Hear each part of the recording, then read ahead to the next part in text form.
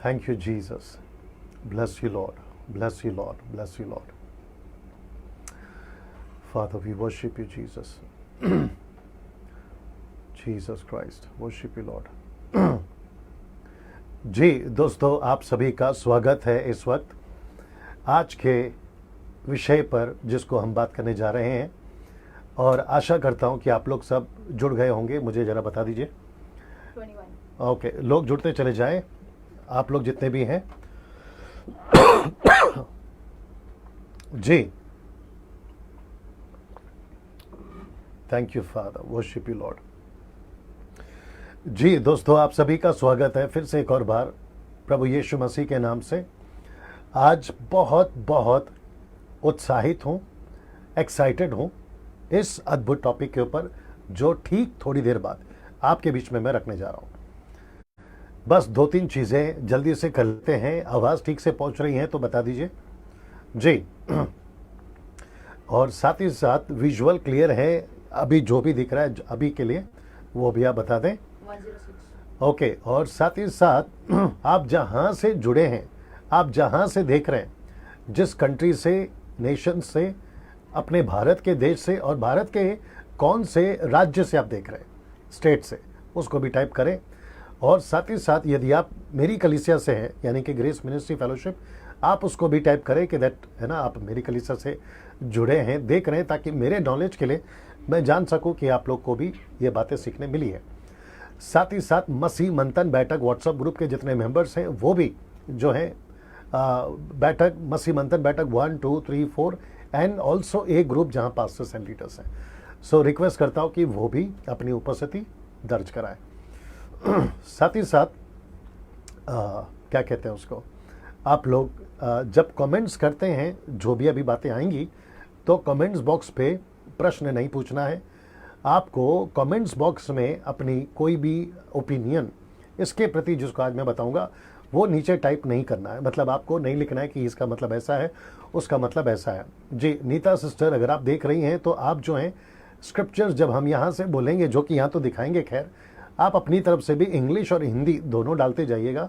उससे क्या होगा कि जो इंग्लिश वाले हैं वो देख सकते हैं, समझ सकते हैं, साथ ही साथ जो है वो हिंदी और इंग्लिश वाले भी सीख पाएंगे। जी दोस्तों, मैं और वेट कर रहा हूं कि कम से कम 500 के आसपास लोग जब जुड़ जाएंगे, 400-500 के आसपास जब लोग जुड़ जाएंगे, तो हम जो है बात को अपनी आगे ज़रूर बढ़ाएंगे। तो मैं रिक्वेस्ट करता हूं कि जल्दी जल्दी जुड़ जाएं। आप लोग जितने भी लोग हैं, आप शेयर करना अभी से शुरू कर दें। उससे क्या होगा कि जो लोग शायद भूल गए होंगे या फिर उनको नहीं पता होगा, वो लोग कनेक्ट हो जाएंगे। ठीक है ना। आज रविवार है और मैं जानता हूं कि सबके चर्चेस में अपने अपने प्रोग्राम होते होंगे, लेकिन उसके बावजूद भी आप लोग जो हैं मुझे देखते हैं, सुनते हैं, इसके लिए मैं परमेश्वर का धन्यवाद देता हूं। साथ ही साथ एक और बात याद आ रही है, वो यहाँ है कि पिछले रविवार का जो टॉपिक था, यानी कि दाखरस, पहला चमत्कार दाखरस क्यों, उसको अगर मैं गलत नहीं हूँ अभी तक, यानी एक हफ्ते हो गए, उसको 25,000 के ऊपर लोग देख चुके हैं। फेसबुक के ऊपर, यूट्यूब के ऊपर भी 25,000 के ऊपर लोग, अगर मैं गलत नहीं हूँ मेरी याददाश्त के अनुसार, तो वहाँ पे भी हो चुके हैं। तो इसका मतलब है कि पिछले हफ्ते के जो टॉपिक था दाखरस ही पहला चमत्कार क्यों, उसको 50,000 सोशल मीडिया पे लोग देख चुके हैं। और उसके अलावा और कहाँ कहाँ देखते होंगे मुझे नहीं मालूम, लेकिन ये जो है हो चुका है। चलिए, अभी कितने लोग जुड़ गए हैं? 343। ओके, मैं वेट कर रहा हूँ कि कम से कम 400 का आंकड़ा एक बार जब पार हो जाए तो फिर हम जो है बात को अपनी शुरू कर देंगे। और फिर उसके बाद में मैं नहीं रुकूंगा, क्योंकि कम से कम मुझे लगता है आज 1.5 घंटा जो है मैं बात करूंगा, 1 आवर 30 मिनट्स या उसके भी आसपास बात करूंगा। लेकिन दोस्तों, मैं आपको यकीन दिला दूं, अद्भुत विषय है ये, अद्भुत टॉपिक है ये, और जिसको मैं समझता हूं कि कई सदियों से जो है इसके ऊपर चर्चा चली है, क्योंकि इसके ऊपर स्पष्ट, स्पेसिफिक, या फिर जिसको कहते हैं ना crystal statement, clear crystal statement, ऐसा स्क्रिप्चर जो है नहीं है। और जिसके चलते सबकी अपनी अपनी धारणाएं हैं, सबके अपने अपने कॉन्सेप्ट्स हैं, और मैं समझता हूं कि इसलिए ये इतना इंटरेस्टिंग टॉपिक है।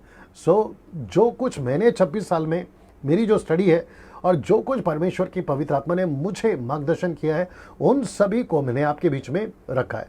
400 का आंकड़ा पूरा हो चुका है दोस्तों, तो मैं समझता हूं कि अब यहां से मुझे जो है शुरू करना होगा। जी, मैं आखिरी बार फिर पूछ लेता हूं कि यहाँ सब कुछ ठीक है, आप लोगों को आवाज़ ठीक से आ रही है और आपको सब कुछ ठीक से दिख रहा है, तो आप लोग जो है हम बात को जो है आगे बढ़ाना शुरू करेंगे ना दोस्तों। जी दोस्तों, मैं समझता हूं कि ये जो टॉपिक है जिसको मैंने लिखा है आज का विषय, जी दोस्तों, ये चित्र अगर आपको दिख रहा होगा, ये चित्र आज का विषय, मेरी टीचिंग को मैं स्टार्ट कर रहा हूँ अभी यहाँ से। अब मैं यहाँ से नहीं रुकूंगा और जो टीम मेरी काम कर रही है, जो मेरे फैमिली मेम्बर्स हैं, वो अपना अपना काम करते रहेंगे और मुझे उसका जो है सपोर्ट मिलता रहेगा ना दोस्तों। आज का जो विषय है मैं आपके बीच में रखने जा रहा हूँ। अभी कितने लोग जुड़ गए? 452. ओके, 450 लोग जुड़ गए हैं और मैं समझता हूँ कि 500 अभी शायद 2-3 मिनट में हो जाएंगे ना। वहाँ सब ठीक दिख रहा है? वो उसमें फ़ोन पे कैसा दिख रहा है बताइए? Okay okay okay okay okay, ऊपर का देख लेना, ऊपर का जो, हाँ वो भी देख लीजिएगा, ठीक है ना। ना दोस्तों, सब टेक्निकली चीज़ें सब ठीक है। अब मैं यहाँ से शुरू हो रहा हूँ और मैं आशा करता हूँ कि आप लोग आखिर तक मेरे साथ में बने रहेंगे। आपको एक चीज़ करना है, ज़रा चेक कर लो, आपको एक चीज़ करना है कि आपको जैसे स्टार्ट होता है, मतलब अभी ये जो प्रोग्राम अभी स्टार्ट हो जाएगा टीचिंग, आपको जो है आखिर तक नहीं रुकना है या बीच में से नहीं उठना है और कोशिश करिए कि आप लोग जो है पूरा देख सकें, क्योंकि ये बहुत इंटरेस्टिंग है। और मैं पिछली हफ्ता कहा था, लास्ट वीक कहा था कि आपकी बाइबल पढ़ने की जो जिज्ञासा है, रुचि, इंटरेस्ट, वो बढ़ जाएगा और मैं समझता हुआ भी होगा। लेकिन वैसे ही आज का टॉपिक को भी सुनकर आपकी जो जिज्ञासा है बाइबल पढ़ने की, जानने की, वो भी बढ़ जाएगी। और मैं समझता हूं कि उसके चलते, आप ऑन कर सकते हैं, मैं समझता हूं कि उसके चलते आप लोग खूब बाइबल पढ़ने लगोगे और आपको भी प्यार हो जाएगा बाइबल से। खैर अभी तो है ही, लेकिन और हो जाएगा। फिर आप रहस्य को चेक करोगे, आप भेदों को जानोगे, आप बैठोगे प्रभु के पास में कि प्रभु ये सारी चीज़ें क्या है। और परमेश्वर जो है, या उसमें लिख के बताया करो ना, परमेश्वर जो है आपको हर चीज जो है अपने वचन से प्रकाशन देता रहेगा। इसलिए यीशु ने कहा है कि वो पवित्र आत्मा तुम्हें इसलिए दिया गया है ताकि वो तुम्हें वचन से बताए, वचन से सिखाए। चलिए दोस्तों, जहां तक मुझे पता चल रहा है टीम से कि 530 लोग अभी जुड़ चुके हैं और मैं उन सभी का धन्यवाद देता हूं जो 530 अभी मुझे देख रहे हैं। मैं रिक्वेस्ट करता हूं कि शेयर करते जाइए, इसको जो है शेयर करते जाइए। वापस आता हूं आज के टॉपिक के ऊपर और वह है दोस्तों, अभी यहां से शुरू हो जाएगा। अब मैं नहीं रुकूंगा और मेरी जो स्पीड है मैं उसको बैलेंस में रखूंगा ताकि आपको एक एक चीज समझा सकूं। चलिए, सबसे पहले आज का विषय है यह, परमेश्वर के पुत्र कौन थे, मनुष्य की पुत्रियां कौन थीं और दानव कौन थे। ये 3 विषय के ऊपर हम बात करेंगे। वापस आता हूं, परमेश्वर के पुत्र कौन थे, मनुष्यों की पुत्रियां कौन थीं और दानव कौन थे। इन 3 विषयों पर आज हम जो है चर्चा करेंगे। इंग्लिश में आ जाते हैं, sons of God, daughters of men and giants, जिसको इब्रानी भाषा में, हिब्रू में नेफलीम कहते हैं। नेफलीम, ये ट्रांसलेशन, ये वाला ना। साथ ही साथ मैं आपको कुछ चीज़ें और बता देता हूँ। पहला चित्र देख लीजिएगा दोस्तों, ये आपको मदद करने के लिए ही चित्र है, बट ऐसा ही हुआ होगा इसकी कोई गारंटी मैं नहीं देता। एग्जैक्टली ऐसे ही कुछ होगा, नहीं होगा, लेकिन आपको समझाने के लिए गूगल से जो है मैंने फोटोज़ को लिया। ये रहे स्वर्गदूत, ये रहे उनकी मनुष्य की पुत्रियाँ, और आप देख सकते हैं कि यहाँ पर बच्चे हुए हैं, उनको संतानें हुई हैं, शादियाँ हुई हैं, ये सारी चित्र है। और ये रहा दानव, जो कि मैंने अभी आपको कहा नेफिलिम, ये रहा दानव, उसके कुछ कुछ चित्र मैंने रखे हैं। और मैं वापस कहता हूं कि एग्जैक्टली ऐसा ही है, ऐसा कोई गारंटी मैं नहीं देता, लेकिन आपको समझाने के लिए, क्योंकि जाइंट्स वर्ड यूज किया गया है, दानव शब्द इस्तेमाल हुआ है इब्रानियों के किताब, इब्रानियों के हिब्रू के ट्रांसलेशन के हिसाब से। और मैं समझता हूं कि वहां लिखा है कि लंबे चौड़े, जिनकी दीवारें बड़ी बड़ी होती थी, वो सभी चीज़ों को जो है मैं जोड़कर आपसे बात कर रहा हूं ना। दोस्तों, ये जो स्लाइड है और इसके बाद का 2 स्लाइड और है, आप सभी को अभी ध्यान से देखना। मैं समझता हूं कि 600 का आंकड़ा क्रॉस हो चुका है मात्र 10 मिनट में। तो वो सभी 600 लोग जो अभी मुझे देख रहे हैं, आप शेयर करते जाइए, इसको शेयर करते जाइएगा ताकि जो चीज़ों को जो दूसरे लोग हैं वो भी देख सके। मैं चाहता हूं कि ये जो स्लाइड है इसको देख लीजिएगा। आज का टॉपिक, खास करके आज का टॉपिक, अक्सर तो मैं बात करता ही हूँ, लेकिन उसके बावजूद भी लोग नहीं समझते, मैं कुछ नहीं कर सकता। लेकिन कम से कम आज के टॉपिक के ऊपर मैं सख्ती से बोलना चाहता हूं। आज का विषय, मिल्क ड्रिंकिंग क्रिश्चियंस उसको ना देखें। जी, जिसको कहते हैं कि दूध पीते बच्चे, आज के टॉपिक को, आज का जो विषय है, परमेश्वर के पुत्र कौन थे, मनुष्य की पुत्रियां कौन थी और दानव कौन थे, उसको जो है मिल्क ड्रिंकिंग क्रिश्चियंस वाले ना देखें। साथ ही साथ अधूरे ज्ञान के सेवक भी इसको ना देखें ना। मैं चाहता हूं कि ऐसा क्यों, मैं वापस आता हूं कि मिल्क ड्रिंकिंग क्रिश्चियन वाले और अधूरे ज्ञान वाले सेवक इसको ना देखें। अगर देखना है, बड़े ध्यान से देखिएगा, अगर देखना है तो चुपचाप से देखें, सीधी बात है। ना तो कोई कमेंट्स करें उल्टा सीधा, ना फिर अपना ज्ञान मेरे मैसेज पे। और यूट्यूब वालों, आपको भी कह रहा हूं, जो आप लोग देखते हो, मेरे जो सब्सक्राइबर्स हैं उसमें से कुछ लोग ऐसे भी हैं जो अपना अपना ज्ञान मेरे कमेंट्स बॉक्स में डालते रहते हैं और दूसरों की वीडियो का लिंक भी जो है उसमें डाल देते हैं और कहते हैं कि आपको उसको देखना है, दूसरों की वीडियो। अब मुझे नहीं पता ऐसा क्यों करते हैं, आप देखिए, आपको जो करना है आप करिए। मैं किसी के वीडियो पे बात नहीं करता हूं, मैं किसी के ऊपर टिप्पणी नहीं करता, तो फिर मेरे वीडियो पे क्यों? तो उससे आपको बचना है। वो इसलिए बचना है क्योंकि मेरे जो प्रचार हैं उसको अविश्वासी लोग भी देखते हैं। मेरे जो फैमिली मेंबर्स हैं, उनके दोस्त, मेरे खुद के दोस्त, अरब कंट्रीज से मेरे कुछ लोग दोस्त, वो भी देखते हैं जो अविश्वासी हैं। और उसके चलते क्या होता है, वो फिर कंफ्यूजन हो जाता है कि मसीह में चल क्या रहा है। तो उससे बचने के लिए ये सारी चीज़ें मैं कर रहा हूँ ना। ये जो चित्र है आपको याद आ जाएगा अभी, ये आपको समझाने के लिए मैंने डाला है बीज बोने वाले का एग्जाम्पल, जहाँ पे यीशु मसीह ने उदाहरण दिया था 4 प्रकार के बीज को बोने के बारे में। तो वहाँ पर यीशु मसीह ने यीशु मसीह के चेलों को यीशु मसीह ने क्या कहा देखिएगा। कहते हैं कि उसने उत्तर दिया कि तुमको, यानी कि चेलों को, स्वर्ग के राज्य के भेदों की समझ दी गई है। मतलब स्वर्ग के राज्य के भेदों की समझ दी गई है, पर आगे क्या लिखता है, पर उनको नहीं दी गई है। तो इसका मतलब है कि किनको नहीं दी गई है, मेरे हिसाब से इन लोगों को। एक तो नए हैं, चीजों को समझते नहीं है, और दूसरा अधूरे ज्ञान के सेवक हैं, वो नहीं समझते। और उसके चलते होता क्या है कि परमेश्वर कहता है कि उनको ऐसी समझ नहीं दी गई है। तो उसके चलते आपको करना क्या है, अगर आपको देखना है, जैसे मैंने कहा, चुपचाप से देखिए, बिना कोई कमेंट्स करें, बिना कोई उल्टा सीधा ज्ञान बांटे।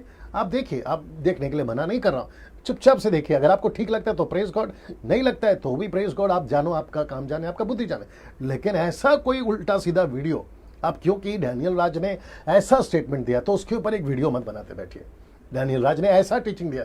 अभी कुछ बुद्धिजीव लोग हैं फेसबुक पे, यूट्यूब पे, जो पिछले मेरे टीचिंग को उठाकर, वो चाहे टंग्स का हो, वो चाहे दाकरस का पहला चमत्कार हो, XYZ किसी भी एक वीडियो को उठाते हैं, उसकी एक क्लिप लेते हैं और उसके ऊपर प्रचार करते हैं। मुझे नहीं पता कि वो ऐसा क्यों करते हैं। शायद हो सकता है कि उनको पैसे कमाने हैं यूट्यूब से, अपने सब्सक्राइबर्स बढ़ाने हैं, या फिर वो फेमस होना चाहते हैं। तो यार, मेरे ऊपर क्यों तुम अपनी पब्लिसिटी बढ़ा रहे हो? वो मत करिए। आप अपना प्रचार करिए, आप अपना काम करिए, और कम से कम मेरे प्रचार को जो है, आप उसका कोई भी वीडियो क्लिप, और खास करके आज का, ऐसा कोई भी वीडियो उठाकर नहीं बनाना, ठीक है ना। बहुत सारी बातें मैं कर सकता हूं, लेकिन उसके ऊपर मैं नहीं करना चाहता। चलिए दोस्तों, हम यहां 3 बातों को देखने जा रहे हैं। मैं स्लो इसलिए हूं अभी क्योंकि आपको मैं ठीक से समझा सकूं कि आज का टॉपिक पे हम क्या बात करें। तो मुझे लगता है, मेरी जो टीम बता रही है कि 750 ओके, 730 लोग अभी तक जुड़ चुके हैं। मैं उन सभी का स्वागत करता हूं फिर से एक और बार, और मैं उन सभी से कहना चाहता हूं कि शेयर करते जाइएगा जितनी तादाद में हो सके आज का ये प्रोग्राम को देखें लाइव, और साथ ही साथ जब ये अपलोड होगा फेसबुक और यूट्यूब पे, तो वहां से भी आप लोग इसको देखेगा। मैं चाहता हूं कि आप रेडी हो जाएं बाइबल के साथ में। ना यहां पे हम 3 बातों को देखने जा रहे हैं। परमेश्वर के पुत्र कौन है, मनुष्य की पुत्रियां कौन है, और दानव कौन है। इन 3 विषयों पर दोस्तों आज हम यहां से बात करने जा रहे हैं। और मैं चाहता हूं कि दोस्तों अब यहां से मेरी स्पीड बढ़ेगी, अब यहां से बहुत सारी चीजें आएंगी, और मैं परमेश्वर में आपको यकीन दिलाता हूं, आखिर तक बने रहना। आज का जो विषय है यह आपके दिमाग को हिला देगा। ऐसी बहुत सारी बातें आपके बीच में रखने जा रहा हूं जिसको मैंने खुद भी 26 साल के मिनिस्ट्री में मैंने खुद भी कभी प्रचार नहीं किया, और मैंने कभी खुद भी उतनी गहराई से इसके अंदर नहीं गया ना। उसके पहले ये चित्र देख लीजिए। अब आप लोग सोच रहे होंगे कि दोस्तों ये चित्र क्या है, पहले देख लीजिए। और आप शायद सोच रहे होंगे कि पास्टर डैनियल ये आपने चित्र क्यों रखा है। तो मैं आपको जल्दी से बता दूं ये व्यक्ति कर क्या रहा है, ठीक है ना। तो ये व्यक्ति कर रहा है जिसको इंग्लिश में लिखा है डिगिंग मड, मट्टी खोद रहा है। डिगिंग मड, ये मट्टी खोद रहा है। और आपको पता है इसका कनेक्शन आज के टॉपिक से मैं क्यों कर रहा हूं, जिसको कहते हैं डिगिंग स्क्रिप्चर्स। इसका मतलब है आज हमको सिर्फ लकड़ी से नहीं खोदना है, आज हमको पूरा का पूरा बुलडोजर, आप या जो बोलना चाहो, आपको मशीन का वो जो है ना ऐसा लाकर खोदना होगा, क्योंकि आज बहुत सारे स्क्रिप्चर से हम बात करने जा रहे हैं। और मैं वापस कहता हूं कि आपको खूब मजा आएगा, जहां से भी देख रहे, अरब कंट्री से, अफ्रीकन कंट्री से, यूके से, कुछ मेरे मित्र बन गए हैं, मुझे लगता है कि फीजी ऑस्ट्रेलिया से और पाकिस्तान से भी काफी लोग देख रहे हैं, भारत से देख रहे हैं। मैं उन सभी का, जी 800 लोग बता रहे जुड़ गए, मैं उन सभी को कहना चाहता हूं कि सर आज आपको स्क्रिप्चर को खोदना होगा, आज आपको स्क्रिप्चर का डिगिंग करना होगा, और आज वही चीज हम करेंगे। तो मैं चाहता हूं कि बिल्कुल अपने मोबाइल के साथ में बने रहें, अपने घर पे फैमिली के साथ में, अगर आपने टीवी पे कनेक्ट किया तो उसकी वॉल्यूम बढ़ा लें, आप जैसा ठीक कंफर्टेबल लगे वैसा देखते जाइएगा। आज का टॉपिक बड़ा अद्भुत है ना दोस्तों। डैनियल राज यानी कि मैं सिर्फ और सिर्फ वचन से ही बात करूंगा, और वो भी कॉन्टेक्स्ट में बात करूंगा, और दूसरे इसके बारे में क्या कहते हैं मुझे इससे कोई लेना देना नहीं। कौन से विषय पे? ये वाला विषय पे, परमेश्वर के स्वर्गदूत कौन है, यानी कि परमेश्वर के पुत्र कौन है, मनुष्य की पुत्रियां कौन थी, और दानव कौन है, दूसरे क्या कहते हैं, दूसरों ने क्या वीडियो बनाई है, मैं उसके बारे में कुछ नहीं कहना चाहता, और मुझे उनके बारे में टिप्पणी भी नहीं करनी है। वो उनको परमेश्वर देखेगा, उनको परमेश्वर ने जो बुद्धि दिया उन्होंने उसके साथ से रखा है, और वैसे ही इस विषय पर जो मुझे प्रकाशन मिला है, जो मुझे प्रभु ने बुद्धि दिया, मैं वो रख रहा हूं ना। मैं उनके टॉपिक पे टिप्पणी कर रहा हूं, ना उनकी वीडियो पे टिप्पणी कर रहा हूं, ना आप लोग या उन्होंने जिन्होंने बनाई है वो मेरे टॉपिक पे टिप्पणी करे या मेरे टॉपिक उठाकर कोई वीडियो बनाए, बर्दाश्त नहीं होगा। और वापस कहना चाहता हूं कि मैं पूरे सिर्फ और सिर्फ बाइबल से बात करूंगा, वचन को ही रखूंगा, ये आप खुद भी जान जाएंगे। आइए शुरू करते हैं उत्पत्ति की किताब, उसका 6वां अध्याय, वचन 1 से लेके 6 तक में, जो कि मेरी जो बेटी है वो पढ़ेगी, सलोमी। आप लोग बड़े ध्यान से सुनिएगा, और साथ ही साथ यहाँ पर भी मैं रख दूंगा। आइए सुनते हैं जी। फिर जब मनुष्य भूमि के ऊपर बहुत बढ़ने लगे और उनके बेटियां उत्पन्न हुई, तब परमेश्वर के पुत्रों ने मनुष्य की पुत्रियों को देखा कि वे सुंदर है, और उन्होंने जिस जिस को चाहा उनसे विवाह कर लिया। तब यहोवा ने कहा, मेरा आत्मा मनुष्य से सदा लौ विवाद करता न रहेगा, क्योंकि मनुष्य भी शरीरी है। उसकी आयु 120 वर्ष की होगी। उन दिनों में पृथ्वी पर दानव रहते थे। और इसके पश्चात जब परमेश्वर के पुत्र मनुष्य की पुत्रियों के पास गए, तब उनके द्वारा जो पुत्र उत्पन्न हुए वे शूरवीर होते थे, जिनकी कीर्ति प्राचीन काल से प्रचलित है। यहोवा ने देखा कि मनुष्य की बुराई पृथ्वी पर बढ़ गई है, और उनके मन के विचार में जो कुछ उत्पन्न होता है वह निरंतर बुरा ही होता है।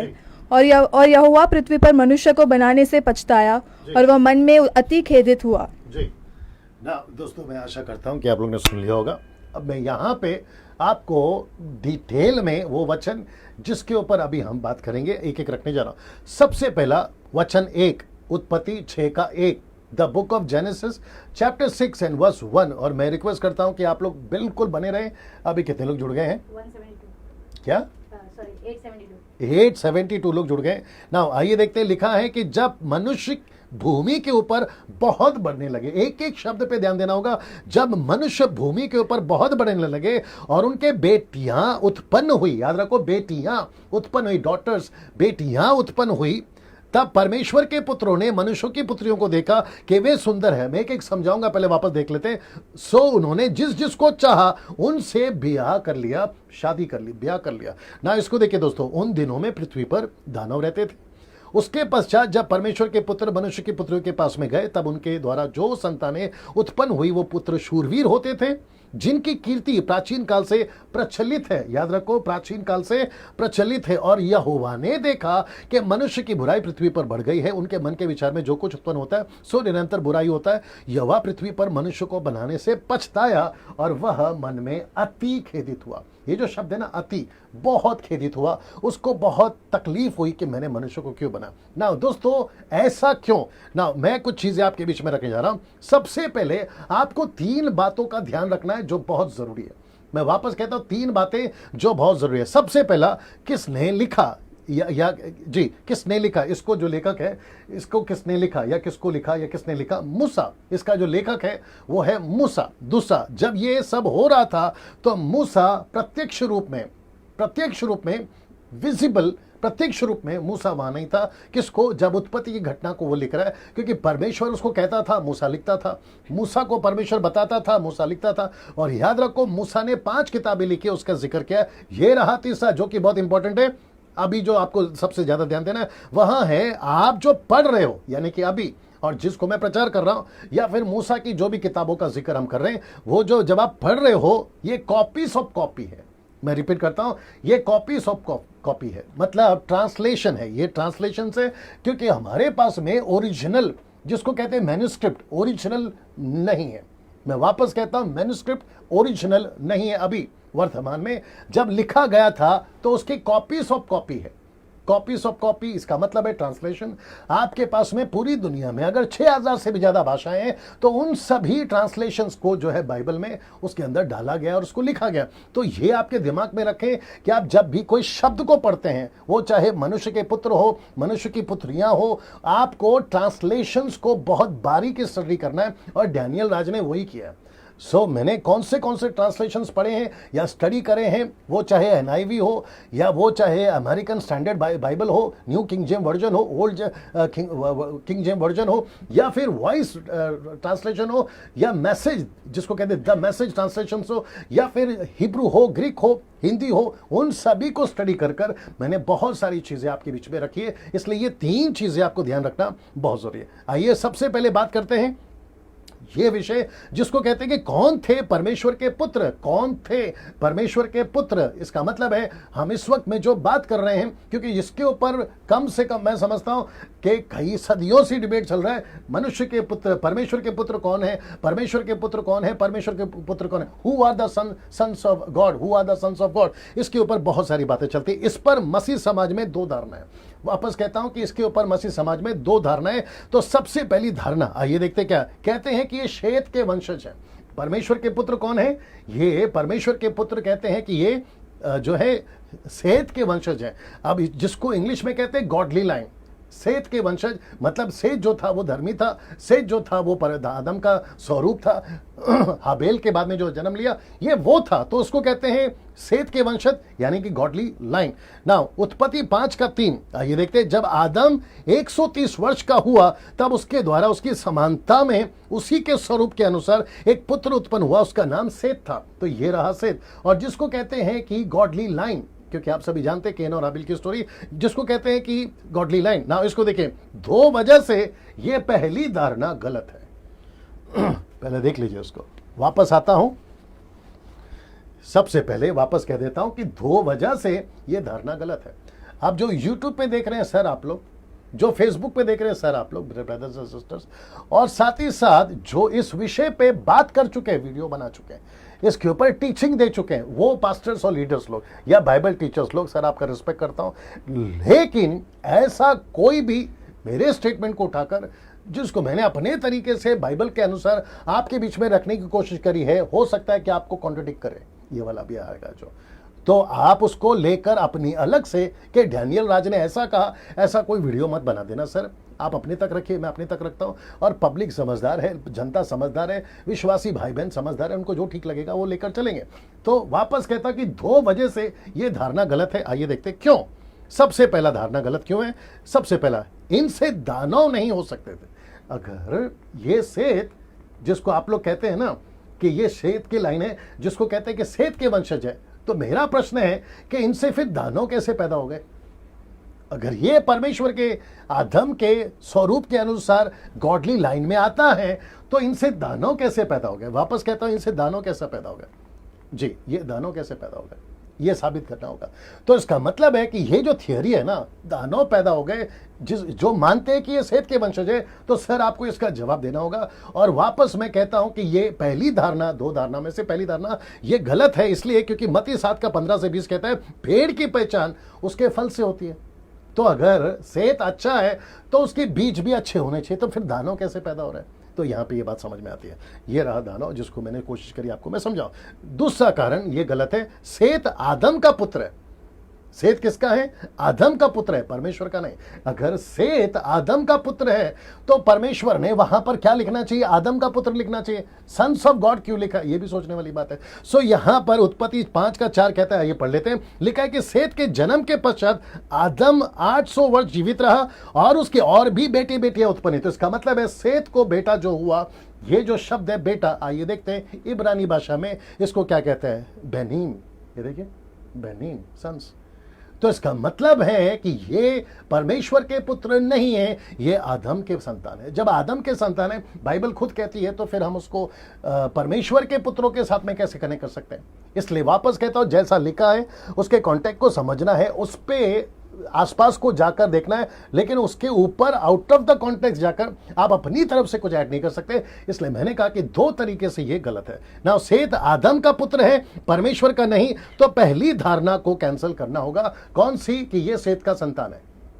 सन्स ऑफ गॉड जो है वो सेत है, वो सेत है, आदम का संतान है, गॉडली लाइन जिसको कहते हैं। तो इसको कैंसिल करना होगा। आइए देखते हैं दूसरी धारणा इसको कम से कम 100%, मेरे तरफ से बात कर रहा हूं, 100% मैं कहता हूं कि ये थ्योरी को लेके चल सकते हैं और इसी को हम सही मान सकते हैं, क्योंकि ये कोई और नहीं है, ये फॉलन एंजल्स है।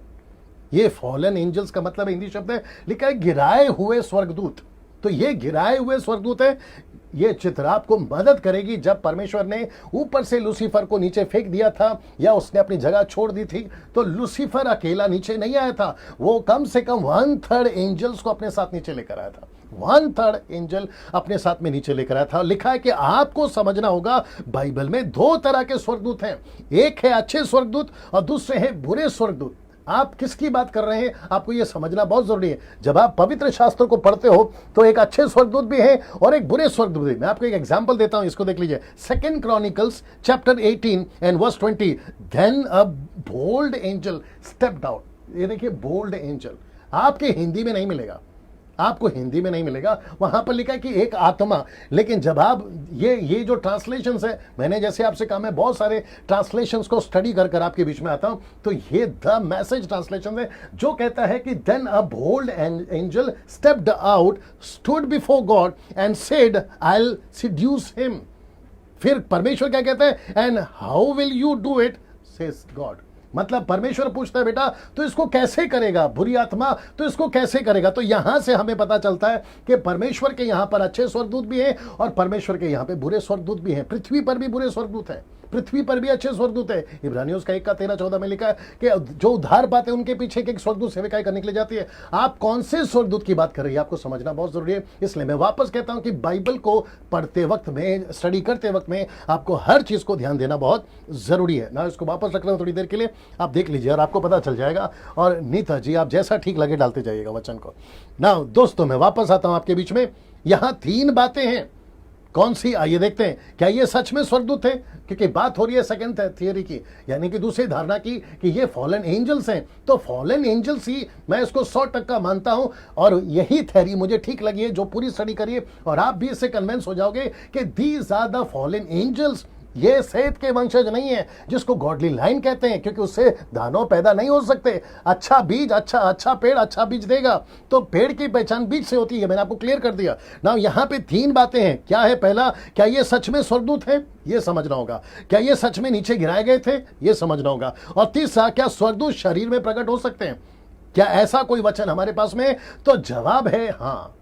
जवाब क्या है? हाँ ना। इसको देखिए, आइए देखते हैं कैसे।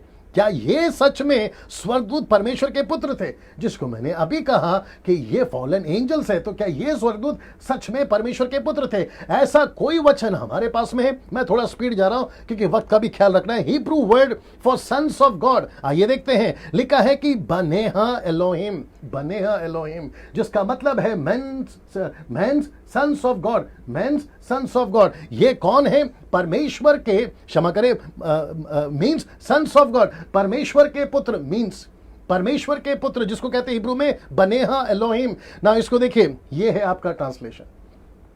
मैं जिस हिब्रू को स्टडी करता हूं या पढ़ता हूं ऐप से, ये उसका क्या कहते हैं उसको, स्क्रीनशॉट है या एक इसकी इमेज है आपको समझाने के लिए। आप यहां पे देख सकते हैं बनेहा एलोहिम, बनेहा एलोहिम, ये सन्स ऑफ गॉड है। तो इसका मतलब है जिस स्वर्गदूत की मैं बात कर रहा हूं, यहां पर सेत के बच्चे नहीं लिखा है, यहां नहीं लिखा है कि आदम के बच्चे हैं, ये नहीं लिखा है। तो इसका मतलब है ये कौन है? सन्स ऑफ गॉड है। तो इसका मतलब है परमेश्वर स्वर्गदूतों को अपना पुत्र कहता है। तो इसके बारे में कहां लिखा है? तो 3 जगहों पर अय्यूब के ही पुस्तक में 3 बार परमेश्वर के पुत्र, परमेश्वर के पुत्र, परमेश्वर के पुत्र है। अय्यूब की किताब उसका पहला अध्याय 6, अय्यूब की किताब उसका दूसरा अध्याय 1 और अय्यूब की किताब उसका 38 का 7। और सेम ट्रांसलेशन है। कौन सा ट्रांसलेशन? ये वाला, बने हैं एलोहिम। तो इसका मतलब है कि ये स्वर्गदूत परमेश्वर के पुत्र, ऐसा लिखता है ना। इसको देखिए, कुछ लोगों की ये ट्रांसलेशन भी देख लीजिए। अब आप पूछ सकते हैं कि पास से डैनियल सेम ट्रांसलेशन है, तो ये रहा उसका प्रूफ, ये रहा उसका प्रूफ। अभी कितने लोग देख रहे हैं बताइए? ये रहा 1 ओके, कम से कम 1000 लोग देख रहे हैं। मैं उन सभी का स्वागत करता हूं और रिक्वेस्ट करता हूं कि सर आप जितना हो सकता है शेयर करते जाइएगा ना। वापस आते हैं, उसको ऑन कर लीजिए, वापस आते हैं। ये तीनों ट्रांसलेशंस जो कि मैं आपके बीच में रख दिया हूं ना, इसको देखिए। लेकिन कुछ अधूरे ज्ञान वाले इस बात को नहीं मानते। अब वो क्यों नहीं मानते, उसकी भी एक थियरी दे रहा हूं। आइए देखते हैं कौन सा। वो कहते हैं इस वचन के अनुसार, कौन से वचन के अनुसार? इब्रानियों 1:5, जो कि लिखा है, क्योंकि स्वर्गदूतों में से उसने कब किससे कहा कि तू मेरा पुत्र है। तो इसका मतलब है स्वर्गदूतों में से उसने कब किससे कहा। अब आपको इसका कॉन्टेक्स्ट समझना होगा। आप जितने ऐसा प्रचार करते हैं, क्योंकि वो कहते हैं इस वचन के अनुसार कि ये सेत की संतान है, ये स्वर्गदूत की संतान है, स्वर्गदूत नहीं है, ये परमेश्वर की संतान नहीं है, जिसको मैं भी आपके बीच में रख चुका हूं, ये वाला ये नहीं है। तो मैं उनसे पूछूंगा कि सर अगर ऐसी बात है तो मुझे प्लीज बताइए दानव कैसे पैदा हो गए। अगर दानव पैदा हो गए उनके विवाह के संबंध से, जो कि मैं आपको बीच में रखूंगा, उनके शारीरिक संबंध से, तो फिर मेरा प्रश्न उठता है, क्या दानव जो पैदा हो गए वो सेत ऐसा था कि उससे दानव पैदा हो गए? ये चक्कर क्या है, तो वो भी समझना होगा। मैं हर चीज आपके बीच में रखने जा रहा हूं। और मुझे किसी ने कहा था फिर यूट्यूब पे कि पास से डैनियल आप जितना डीप जा सकते जाइए, और मैं आपको सच बता रहा हूं कि मैं बहुत डीप तक गया हूं और ऐसी ऐसी चीजें आपके बीच में रखने जा रहा हूं। मैं वापस कहता हूं आपके होश उड़ जाएंगे, इसलिए आखिर तक बने रहिएगा ना। वापस आता हूं ये 3 वचन के अनुसार, लेकिन कुछ अधूरे ज्ञान वाले इस बात को नहीं मानते। कौन से वचन के अनुसार? इस वचन के अनुसार। और वो कहते हैं कि डैनियल भाई ये वचन कहता है कि ये जो है ये स्वर्गदूत, परमेश्वर ने कभी स्वर्गदूतों को अपना संतान कहा ही नहीं है। लेकिन यहां पे सिर्फ एक वचन, यहां पे पूरे बाइबल के अंदर सिर्फ एक वचन। अब इसके कॉन्टेक्स्ट को समझते हैं, but what is the context, आइए उसको देखते हैं। तो इब्रानियों किताब 1:5 और इब्रानियों की किताब 1:13, एक ही चैप्टर में पौलुस का लिखने का, इसका लेखक पौलुस अगर है तो अगर क्या पूरी तरह से है, इसका 2 वचन को लेकर आपको समझना होगा कि कॉन्टेक्स्ट क्या है। तो सबसे पहले वापस आते हैं, क्योंकि अच्छा फर्क आता है साहब, आप एक ही वचन पढ़ोगे दूसरा नहीं पढ़ोगे और कॉन्टेक्स्ट को नहीं समझोगे कि तो गई भैंस पानी में। आइए देखते क्या लिखा है। क्योंकि स्वर्गदूतों में से उसने कब किससे कहा कि तू मेरा पुत्र है, आज तू मुझसे उत्पन्न हुआ है, मेरे फिर यहां की मैं उसका पिता हूं और वह मेरा पुत्र होगा। अब इसको देखिए, यह है कॉन्टेक्स्ट।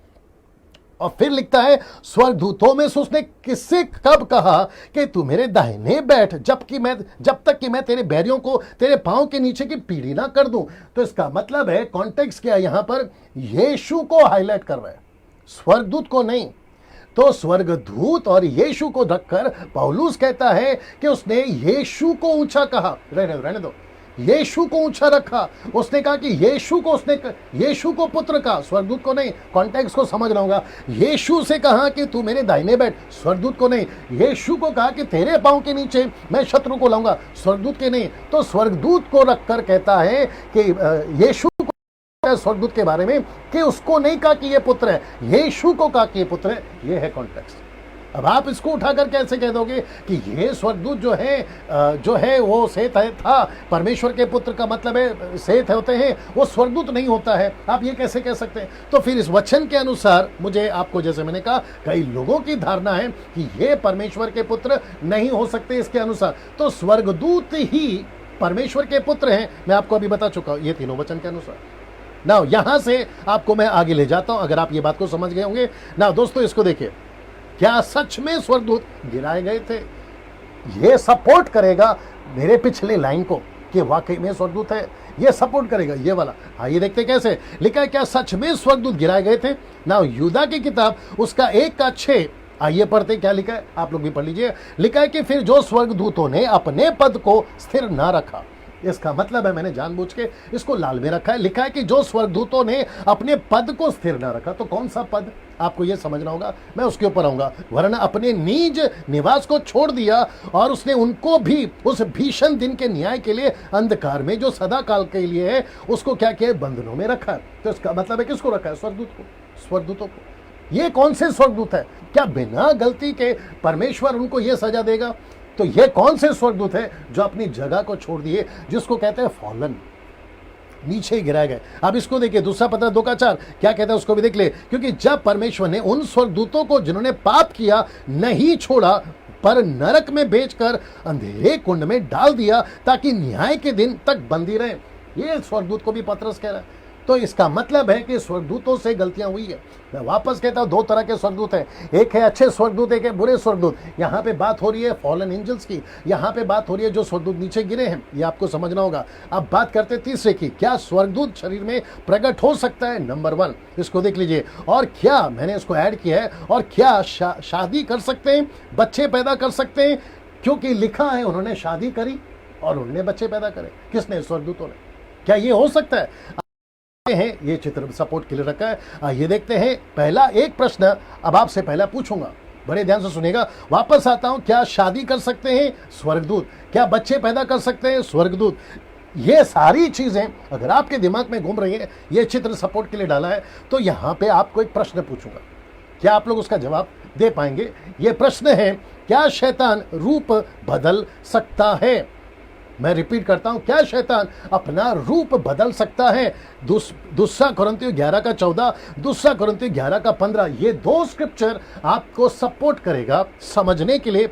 लिखता है कौन? पौलुस लिखता है। यह कुछ अचंभे की बात नहीं, क्योंकि शैतान, बड़े ध्यान से सुनना, क्योंकि शैतान आप भी ज्योतिर्मय स्वर्गदूत का रूप धारण करता है, सो यदि उसके सेवक भी धर्म के सेवकों का रूप धरे। देखो, उसके सेवक भी, इसका मतलब है कि लूसीफर रूप बदल सकता है, उसके साथ में जो एंजल्स गिरे 1/3 वो रूप बदल सकते हैं। ये वचन सपोर्ट करता है, तो कुछ बड़ी बात नहीं, परंतु उनका अंत उनके कामों के अनुसार होगा। अब जरा ध्यान से देखिए यहां पर क्या आ रहा है, बड़े ध्यान से देखिएगा। क्या लूसीफर सांप था? जी, ये चित्र देख लीजिए। जी दोस्तों, क्या लूसीफर सांप था? जी नहीं। जवाब है कि लूसीफर सांप नहीं था। फिर मेरा प्रश्न यह है कि लूसीफर सांप कैसे बन गया? मैंने आपको अभी बताया ना, रूप ले सकता है, ये रूप ले सकता है, बदल सकता है। अब आप सोच के देखिए, लूसीफर, बड़े ध्यान से सुना मेरी बात को, अगर लूसीफर सांप बन सकता है, लूसीफर बनेले पशु बन सकता है। कुछ ऐसी थ्योरी है, कुछ लोगों का ऐसा मानना है कि जो सांप था पहले चलता था, उसको पैर थे, जैसे डायनासोर्स थे। मैंने आपको बताया था पिछले वीडियो में कि 3 प्रकार की सृष्टि हुई है। पृथ्वी जब आदि में परमेश्वर ने बनाया, फिर बेढौल हो गए, फिर परमेश्वर ने बनाया। इन सब में बहुत सारी जो है, क्या कहते हैं ना, बहुत सारा मसाला है, बहुत सारी बातें हैं। तो मैं आपसे पूछूंगा, कितने लोग देख रहे हैं अभी? 994। ओके, मेरे साथ में बने रहे। मैं वापस पूछूंगा कि क्या लूसीफर सांप था? नहीं। क्या वो लूसीफर सांप जैसा दिखता था? नहीं। लूसीफर, बाइबल कहती है, एजेकियल की किताब, यशायाह की किताब, वहां लिखा है कि वो तो परमेश्वर का स्वरूप में, क्षमा करे, स्वर्गदूत के रूप में बड़े सुंदर तरीके से उसको बनाया था, सांप नहीं बनाया था। तो प्रश्न उठता है कि फिर लूसीफर सांप कैसे बन गया? रूप ले सकता है। कुछ अधूरे ज्ञान के लोग इस वचन को अलग मतलब निकालते हैं। आइए देखते हैं कौन सा।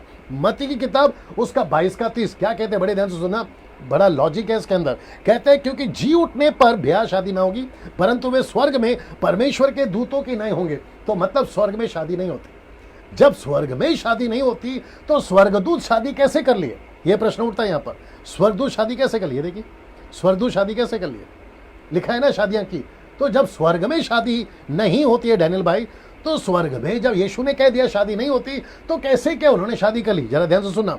मती का आपने 22:30 पढ़ा है ना, इसी को लूका कैसे लिखता है देखो, लेकिन लूका इसको अलग लिखता है। लूका कहता है 22:34 और 35 में, वो कहता है कि यीशु ने उनसे कहा कि इस युग के संतानों में से ब्याह शादी होती है, इस युग। तो यहां पे लाल में इस युग, दूसरा क्या कहते हैं देखो, पर जो लोग उस योग्य ठहरेंगे कि उस युग को, तो लिखा है इस युग, फिर लिखा है उस युग। अब आप समझ के देखिए मैं क्या बोलने की कोशिश कर। आपने मती पढ़ लिया ना सर, आपने मती पढ़ के ये बता दिया कि यहाँ स्वर्ग में शादियां नहीं होती, फिर यहां पर क्या बताओगे आप? तो यीशु कहता है, पर जो लोग इस योग्य ठहरेंगे कि उस युग को और मरे हुओं में से जी उठना प्राप्त करें, उनमें ब्याह शादी ना हो। तो यीशु ने दरअसल ऐसा कहा था। अब जरा ध्यान से देखिएगा इसका कनेक्शन क्या है। मती का 22:30 यहां का युग अलग है, फिर आपका लूका का 20:34 से 35 यहां का युग अलग है। अब इसको देखिए, यूदा की किताब 1:6, यहां के स्वर्गदूत अलग है। ये स्वर्गदूत अलग है सर। मैंने कहा ना आपसे, दो तरह के स्वर्गदूत है, एक अच्छे स्वर्गदूत है और एक बुरे स्वर्गदूत है। फिर यीशु जिसकी बात कर रहा है यहाँ पे, ये वो लोग हैं जिन्होंने अपनी जगह छोड़ी दी। ये जहां थे ना, ये वहां से हट गए, ये बुरे बन गए। इनके पास में पावर थी मैनिफेस्ट होने की, इनके पास में पावर है मैं जो कि रखूंगा मनुष्यों के शरीर के अंदर घुसने की। अब आप सोच के देखिए कैसे हो सकता है ये पावर कहां से आया? ये पावर अभी भी एग्जिस्ट करता है। कई पास्टर दुष्ट आत्मा को निकालते हुए आपने भी देखा होगा, मैंने खुद ने भी निकाला है, लेकिन ये अंदर गए कैसे? इनका पावर कैसा है? फिर ये सब प्रश्न का क्या कहते हैं ना, प्रश्न चिन्ह है आपके सामने रख रहा हूं। अब आपको समझना होगा कि मैंने क्यों कहा कि ये फॉलन एंजल्स है, उसकी मैं पूरी थियरी दे रहा हूं आपको ना। इसको देखिए, क्या पूरे बाइबल में एक भी जगह पर कहीं लिखा है कि गिराए हुए स्वर्गदूत, जरा ध्यान से देखना, शादी नहीं कर सकते, व्यभिचार यानी कि सेक्स नहीं कर सकते, मनुष्य का रूप नहीं ले सकते, ये सारी चीजें लिखी है कि नहीं कर सकते? मुझे एक स्क्रिप्चर निकाल के बताए। आप नहीं निकाल पाओगे। मैं हमेशा कहता हूं मेरे प्रचार में कि जिसको 18 पता है उसको 17 मत सिखाया करो। मैं वही चीज तो आपके बीच में रख रहा हूं ना। दोस्तों, आप लोग जो सीख रहे हैं, ये मैं उन लोगों के लिए कह रहा हूं जिन्होंने अपनी अपनी स्टडी बना के रखी है, और हो सकता है कि आज वो 90% मेरे से सहमत हो जाए, या फिर 1-2% मेरे से सहमत ना हो, उल्टी सीधी वीडियो बना भी सकते हैं। मैं उन लोगों के लिए बोल रहा हूं। आपकी थ्योरी ऐसी थी, मेरी ऐसी है, मैं आपके बीच में रख रहा हूं, मैं आपके ऊपर टिप्पणी नहीं करता। आप मेरे ऊपर ना करें, वो बेहतर होगा आपके लिए ना। वापस आता हूं, क्या पूरे बाइबल में एक भी जगह पर कहीं लिखा है कि गिराए हुए स्वर्गदूत शादी नहीं कर सकते? ऐसा लिखा है? नहीं लिखा है। क्या वो सेक्स नहीं कर सकते? ऐसा लिखा है? नहीं लिखा है। मनुष्य का रूप नहीं ले सकते? ऐसा लिखा है? नहीं लिखा है। तो इसका मतलब है जो चीज को बाइबल कहती नहीं है, आप ऐड क्यों कर रहे हो? आप ऐड क्यों कर रहे हो? ये सारी चीजें, इसलिए मैंने शुरू में क्या कहा कि मिल्क ड्रिंकिंग क्रिश्चियन वाले इसको ना देखें। अगर देख रहे हैं तो चुपचाप से देखें। अधूरे ज्ञान के सेवक जो पूरी तरह से बात को नहीं समझे वो ना देखें। और यीशु ने तो कह दिया ना कि स्वर्ग के राज्य का भेद सबको नहीं मिलता। ऐसी कोई टॉपिक्स है बाइबल के अंदर, वो चाहे टंग स्पीकिंग हो, वो चाहे manifest of the Holi spirit हो, या फिर वो डीमंस की टॉपिक हो, ये लूसीफर की ये वाली टॉपिक हो। ऐसे कई लोग जो हैं बात करते हैं यूट्यूब पे, मुझे माफ करिए शब्द इस्तेमाल कर रहा हूं, यूट्यूब पे इन सभी विषयों के ऊपर या इनसे भी अलग जो विषय चलते हैं बाइबल के अंदर, बहुत सारा कचरा पड़ा हुआ है। और बेचारे जो भोले भाले हैं, जो उनके फॉलोवर्स हो जाते हैं, उनके फॉलोवर्स तो वैसे भी ज़्यादा नहीं है, 20-30 के अंदर ही रहती है, उसको देखते और कहते हैं कि वाह कितना अच्छा बताया। लेकिन मैं कहना चाहता हूं कि कुएं से बाहर निकलो और जरा सागर में आओ, आपको भी पता चलेगा कि परमेश्वर का वचन क्या दरअसल कहता है। मैं यहां पर घमंड की बात नहीं कर रहा हूं, मैं यहां पर बात कर रहा हूं ठीक से समझने की बात कर रहा हूं। वैसे ही हम लोग कम हैं, वैसे ही हमारी जो मेजोरिटी है कम है पूरी दुनिया में। सच्चे मसीह की बात कर रहा हूं, और उसमें भी कुछ लोग जो है बेड़ा गर्क कर रहे हैं और इसको कहते हैं कि तंगी में आटा गीला। वैसे ही आटा कम है, तुम पानी डाल रहे हो। तो अच्छी चीजों को रखो, वचन के साथ में रखो, मैं भी सुनूंगा, आप भी सुन सकते हैं, और हम सही शिक्षाओं के साथ में आगे बढ़ सकते हैं। तो एक भी जगह पे ऐसा कोई वचन नहीं मिलेगा जहां लिखा हो कि स्वर्गदूत शादी नहीं कर सकते, नहीं मिलेगा। कौन से स्वर्गदूत? गिराए हुए स्वर्ग। ये बात याद रखिए ना। इसको देखिए, अगर स्वर्ग में शादी नहीं होती, अब आपको हंसी भी आएगी, लेकिन मेरा फर्ज है आपको चारों एंगल से बताना। जरा देख लीजिए, अगर स्वर्ग में शादी नहीं होती तो ये वचन क्यों? कौन सा? ये वाला प्रकाशित वाक्य 19:7 क्या कहता है? लिखा है, क्या कहता है पता है? लिखा है, आओ हम आनंदित और मगन हो उसकी स्तुति करें। किसकी? यीशु की, परमेश्वर की, क्योंकि मेमने का ब्याह आ पहुंचा है। तो मेमने का ब्याह आ पहुंचा है। मैं वापस कह रहा हूं, आपको हंसी आएगी, लेकिन ये भी तो एक पहलू है ना। अगर आप एक पहलू उठाओगे कि स्वर्ग में शादियां ही नहीं होती, क्योंकि लिखा है ना मती का 20 का आपको जो मैंने पढ़वाया, वो कहते हैं वहां शादियां ही नहीं होती। तो जब शादी नहीं होती तो फिर ये क्या है? यार शादी होती है, यीशु की शादी होगी उसकी कलीसिया से, यीशु ने कहा है ना। लेकिन आप जब पढ़ते हो तो एक पहलू मत पढ़ा करो, इसलिए ये वचन को डाला ना। यहाँ पे देखिए, ये चित्र अगर आपको याद होगा, मैं कुछ सेकंड रख रहा हूं इसको, आप देख लीजिएगा। यहाँ सब ठीक है, 1K प्लस है, क्या है? 1.1K। ओके, इसका मतलब क्या है?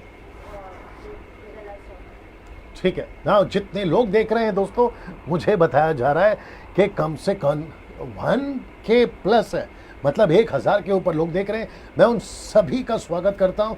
परमेश्वर आपको आशीष दे। खूब शेयर करिए, वीडियो जब अपलोड हो जाएगा तो भी फॉरवर्ड करते जाइए, कम से कम 1 हफ्ते तक, क्योंकि अद्भुत चीजें आ रही है ना। ये चित्र देख लीजिए दोस्तों, आपको थोड़ा सा याद आ गया होगा कि स्वर्गदूत जो है वो क्या क्या कर सकते हैं। मैंने अभी बताया ना, क्या वो गलत काम कर सकते हैं कि नहीं कर सकते, मैं उसी के ऊपर आ रहा हूं। कि ये स्वर्गदूत कौन है, फॉलन एंजल्स है। तो उसका एक कड़ी और जोड़ रहा हूं, लूत और उसके समय के साथ में क्या हुआ। देखिए, ये वो स्वर्गदूत हैं जो परमेश्वर ने ऊपर से भेजे थे। याद रखो, स्वर्गदूत है और स्वर्गदूत लूत से बात कर रहे हैं, लूत को समझा रहे हैं। और ये जो चित्र है, यहां पे वहां के लोग कह रहे हैं कि जो दो पुरुष अभी अभी तुम्हारे पास है, मैं आपको पढ़वा देता हूं। लिखा है लूका उत्पत्ति किताब उसका 19:5 में लिखा है कि लूत को पुकार कर कहने लगे कि जो पुरुष, तो ये पुरुष है क्या, ये स्वर्गदूत है ना। तो वहां के लोगों को ये पुरुष कैसे दिख रहे हैं, सोच के देखिए आप। तो इसका मतलब है कि वहां के लोगों ने सिर्फ इनको पुरुष नहीं कहा। आइए देखते हैं और क्या क्या वो कहते हैं कि आज रात को तेरे पास आए हैं, वे कहां हैं, वो दो पुरुष कहां हैं, उनको हमारे पास भेज ताकि हम उनके साथ में भोग करें। मतलब गलत काम करें, किसके साथ में, इन स्वर्गदूतों के साथ में जो उनको पुरुष दिखाई दे रहे। Can you believe this. ये सब होता था ओल्ड टेस्टमेंट में, ये सब घटा था लूत के टाइम पे, ये सब घटा था मूसा और अब्राहम के time. Can you believe this. फिर ये क्या है, अगर स्वर्गदूत के पास में शरीर नहीं है, ये कहां से आ गया। तो सोच के देखिए, अगर अच्छे स्वर्गदूत ऐसे प्रकट हो सकते हैं तो बुरे स्वर्गदूत कितना प्रकट हो सकते हैं, आपको ये समझना होगा ना। इब्रानियों किताब उसका 13:2 ये आपको थोड़ा हेल्प करेगा। और आज वक्त को मैं भी नहीं देख रहा हूं, आप भी मत देखिए, सिर्फ सीखते जाइए, बहुत सारा मसाला आएगा आज आपके लिए। इब्रानियों किताब उसका 13:2 क्या कहता है, लिखा है कि पहुनाई करना ना भूलना, क्योंकि इसके द्वारा कितनों ने, अब जरा शब्द देखिए, लिखा है कि अनजाने स्वर्गदूतों की सेवकाई कर दी। ये स्वर्गदूत कौन है जिसकी पौलुस कहता है कि तुमने अनजाने स्वर्गदूतों की सेवकाई कर दी। ये कौन से स्वर्गदूत है। इसका मतलब है कि स्वर्गदूतों ने रूप बदला, मनुष्य के रूप में आए, आपके घर पर आए, आपके पास में बैठ के खाना तक खाए, आपके हाय हेलो तक करा, और कहता है कि न जाने कितने अनजाने स्वर्गदूतों की तुमने सेवकाई कर दी या पहुनाई कर दी, जिसको इंग्लिश में कहते हैं हॉस्पिटैलिटी कर दी। अब आपको यह समझना होगा, इसको देखिए, यीशु ने कहा था मनुष्य स्वर्गदूतों की नहीं होगा। किसने कहा था, यीशु ने कहा था। आइए देखते हैं कैसे कहा था, मत्ती का 22:30, परंतु वे स्वर्ग में परमेश्वर के दूतों की नहीं होंगे, like a angel, English word है। अब इसको देखिए, आपने कभी, मुझे नहीं लगता है, मैंने भी 26 साल में पहली बार पता लगा कि जो मन्ना गिरता था ना ऊपर से खाना, ये किसका खाना था। आइए देखते हैं, भजन संहिता 78:25 कहता है, उनको शूरवीरों की सी रोटी मिली, उसने उनको मनमाना भोजन दिया, मनमाना भोजन। ये किसकी रोटी है, ये किसका खाना है, हुज फूड वाज दिस।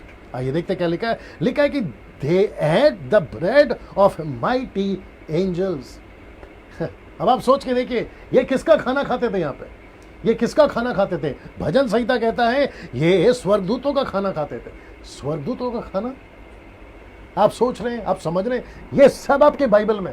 मैं बताने की क्या कोशिश कर रहा हूं कि स्वर्गदूत प्रकट हो सकते हैं, स्वर्गदूत मनुष्य बन सकते हैं, स्वर्गदूत शादियां कर सकते हैं, जो कि मैं भी आपके बीच में रखूंगा। स्वर्गदूत आपके बीच में आ सकते हैं, जिसको पौलुस भी कहते हैं आत्मिक दुनिया है सर, इसलिए लिखा है आत्मा की बातें आत्मिक व्यक्ति ही जान सकता है। हम आत्मिक दुनिया में, इफिसियों के 6:10 से कहता है कि हमारी लड़ाई मांस और लहू से नहीं है, हमारी लड़ाई अंधकार की ताकतों से।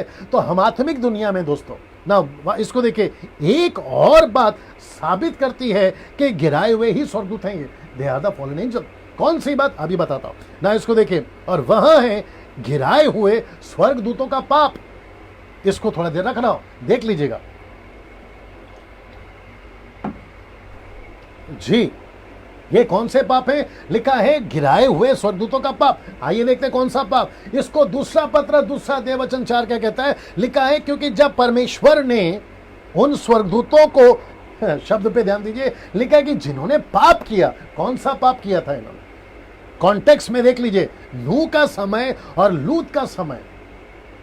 कौन सा समय, नूह का समय और लूत का समय, कॉन्टेक्स्ट है इसके साथ में। और इसका मतलब है कि स्वर्गदूत कौन थे, ये जो नीचे गिरे थे, कौन से समय में पाप किया और कैसे कैसे पाप किया, उत्पत्ति के 6वें अध्याय में मैं रखूंगा उसको आपके बीच में, आप उसके साथ में जुड़े रहे ना। इसको देखिए, यूदा की किताब उसका 1:6, फिर जो स्वर्गदूतों ने अपने पद को स्थिर न रखा वरन अपने निज निवास को छोड़ दिया, और कॉन्टेक्स्ट में साथ में उसी के नीचे लिखा है, एंड मिलेगा आपको, लिखता है कि नूह का समय और लूत का समय। तो इसका मतलब है कि स्वर्गदूत नूह के समय में भी गलती करे, स्वर्गदूतों ने लूत के समय में भी गलती करी, और जिसको पतरस कहता है उनके पाप।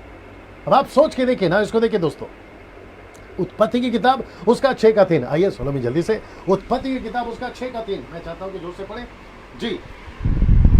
और यहोवा ने कहा, मेरा आत्मा मनुष्य से सदा लौ विवाद करता न रहेगा, क्योंकि मनुष्य भी शरीर ही है, उसकी आयु 120 वर्ष की होगी। वापस पढ़ें। और यहोवा ने कहा, मेरा आत्मा मनुष्य से सदा लौ विवाद करता न रहेगा, क्योंकि मनुष्य भी शरीर ही है, उसकी आयु 120 वर्ष की होगी। ओके ना दोस्तों, ये कौन से मनुष्य कह रहा है, ये कौन से मनुष्य, अब आपको समझना होगा। मैं पीछे बताते आ रहा था, ये वो स्वर्गदूत हैं जिन्होंने रूप ले लिया किसका, मनुष्यों का। और फिर परमेश्वर कहता है यहां पर कि मेरा आत्मा मनुष्य से सदा लौ विवाद करता ना रहेगा। किससे, कौन से मनुष्य से विवाद। ये शब्द क्यों है विवाद, ये विवाद का मतलब क्या है आपको ये भी समझना होगा। मनुष्य, क्योंकि मनुष्य तो शरीर है, शारीरिक बात हो रही है, फ्लैश, इसकी बात हो रही है। मनुष्य कितना भी करे, स्वर्गदूत कितना भी काम करे, लेकिन परमेश्वर कहता है कि वो फ्लैश है, शरीर है, वो फ्लैश है। मतलब परमेश्वर से ज्यादा पावर उसका नहीं है। कॉन्टेक्स्ट को समझिए, भेद को समझिए। और वो कौन से मनुष्य है, ये मनुष्य कौन है, मैं वो रखने जा रहा हूं। ये वो स्वर्गदूत हैं जो मनुष्य का रूप ले चुके थे। परमेश्वर इनसे परेशान था, परमेश्वर ने इनको देखा, ये बिगड़ गए। एक और चीज आपके बीच में ऐड कर देता हूं, पहले इसको देख लीजिए, जिसको लेकर परमेश्वर ने 2 चीजें कर दी, मैं आपके बीच में रखने जा रहा हूं। पहले उसको बता देता हूं। एक है उनकी उम्र घटा दी, और दूसरा है उनको पृथ्वी से नाश करने का परमेश्वर के दिमाग में आइडिया आ गया। लेकिन ठीक इसके पहले आप जानना चाहते हैं कि आदम से लेकर नूह का 6वां अध्याय के गैप कितने हैं? कम से कम 1600 साल से भी ज्यादा, जिसको कहते हैं 1600 ईयर्स। आप सोच सकते हैं इन सभी सालों में, इन सभी वर्षों में कितने पैदा हुए और कितने मरे, मरते चले गए। आप 5वां अध्याय को पढ़ लीजिए, ऐसा लिखा है कि वो पैदा हुआ मर गया, वो पैदा हुआ मर गया, इतने साल पैदा, इतने साल जिंदा रहा मर गया, 700 साल 800 साल 900 साल जिंदा रहा मर गया। परमेश्वर यहां पर क्या कहता है पता है? ये वचन को वापस आपके बीच में रखता हूं। कहता है कि मैं उनके साथ में इतना और बर्दाश्त नहीं कर सकता।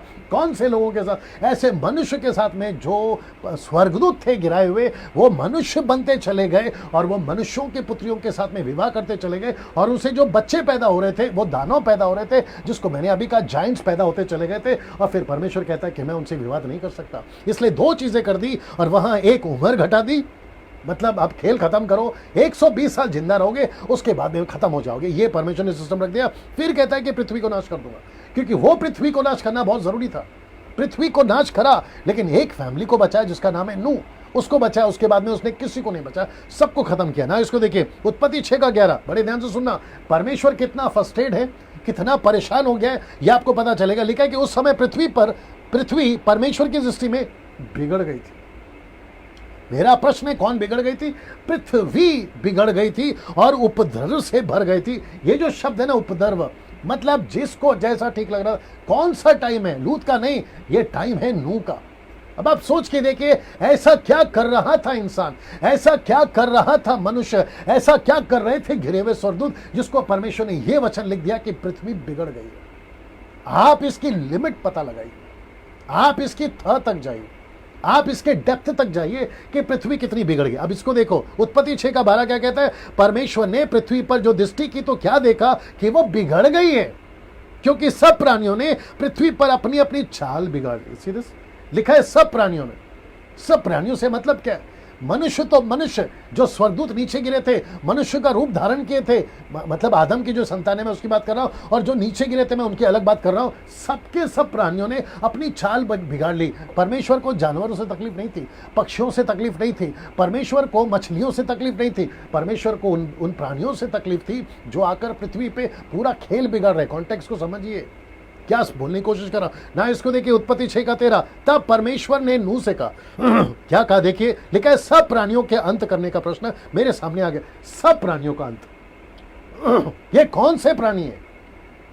आपको यह भी समझना होगा, ये कौन से प्राणी है जिसको अंत करने का प्रश्न मेरे सामने उठ गया।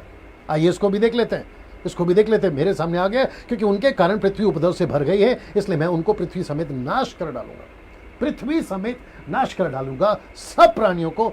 आप लिमिट पता लगा लीजिए वो कितना बिगड़ गए थे ना। इसको देखिए, 1 कुरिन्थियों 6 का 3 क्या कहता है? क्षमा करे, दूसरा कुरिन्थियों 6:3 होना चाहिए। 2 Corinthians chapter 6 verse 3 कहता है, क्या तुम नहीं जानते कि तुम यानी कि हम यानी कि कलीसिया दुल्हन दूतों का, स्वर्ग दूतों का, फॉलन एंजल का न्याय करेंगे। मैंने ब्रैकेट में फॉलन एंजल जानबूझ के डाला है क्योंकि कॉन्टेक्स्ट यही बताता है कि जो नीचे गिरे ना वो स्वर्ग दूतों का न्याय कलीसिया करेगी, यानी यीशु की दुल्हन करेगी। Can you imagine this? आप सोच सकते हैं कि परमेश्वर आपको क्या स्थान दे रहा है। और वापस कहता है कि ये 2 Corinthians 1 Corinthians नहीं ना। मनुष्यों की पुत्रियां कौन थी, वक्त को ध्यान में रखते हुए, क्योंकि ये बहुत लंबा सब्जेक्ट है, मैं जितना शॉर्ट कर सकता हूं मैंने करके आपके बीच में रखा है। आइए देखते क्या लिखता है। दूसरा कहता है मनुष्यों की पुत्रियां कौन थी, who were the sons of daughters, मनुष्य की पुत्रियां कौन थी। आइए उसको देख लेते हैं। आप पहले ये चित्र देख लीजिएगा।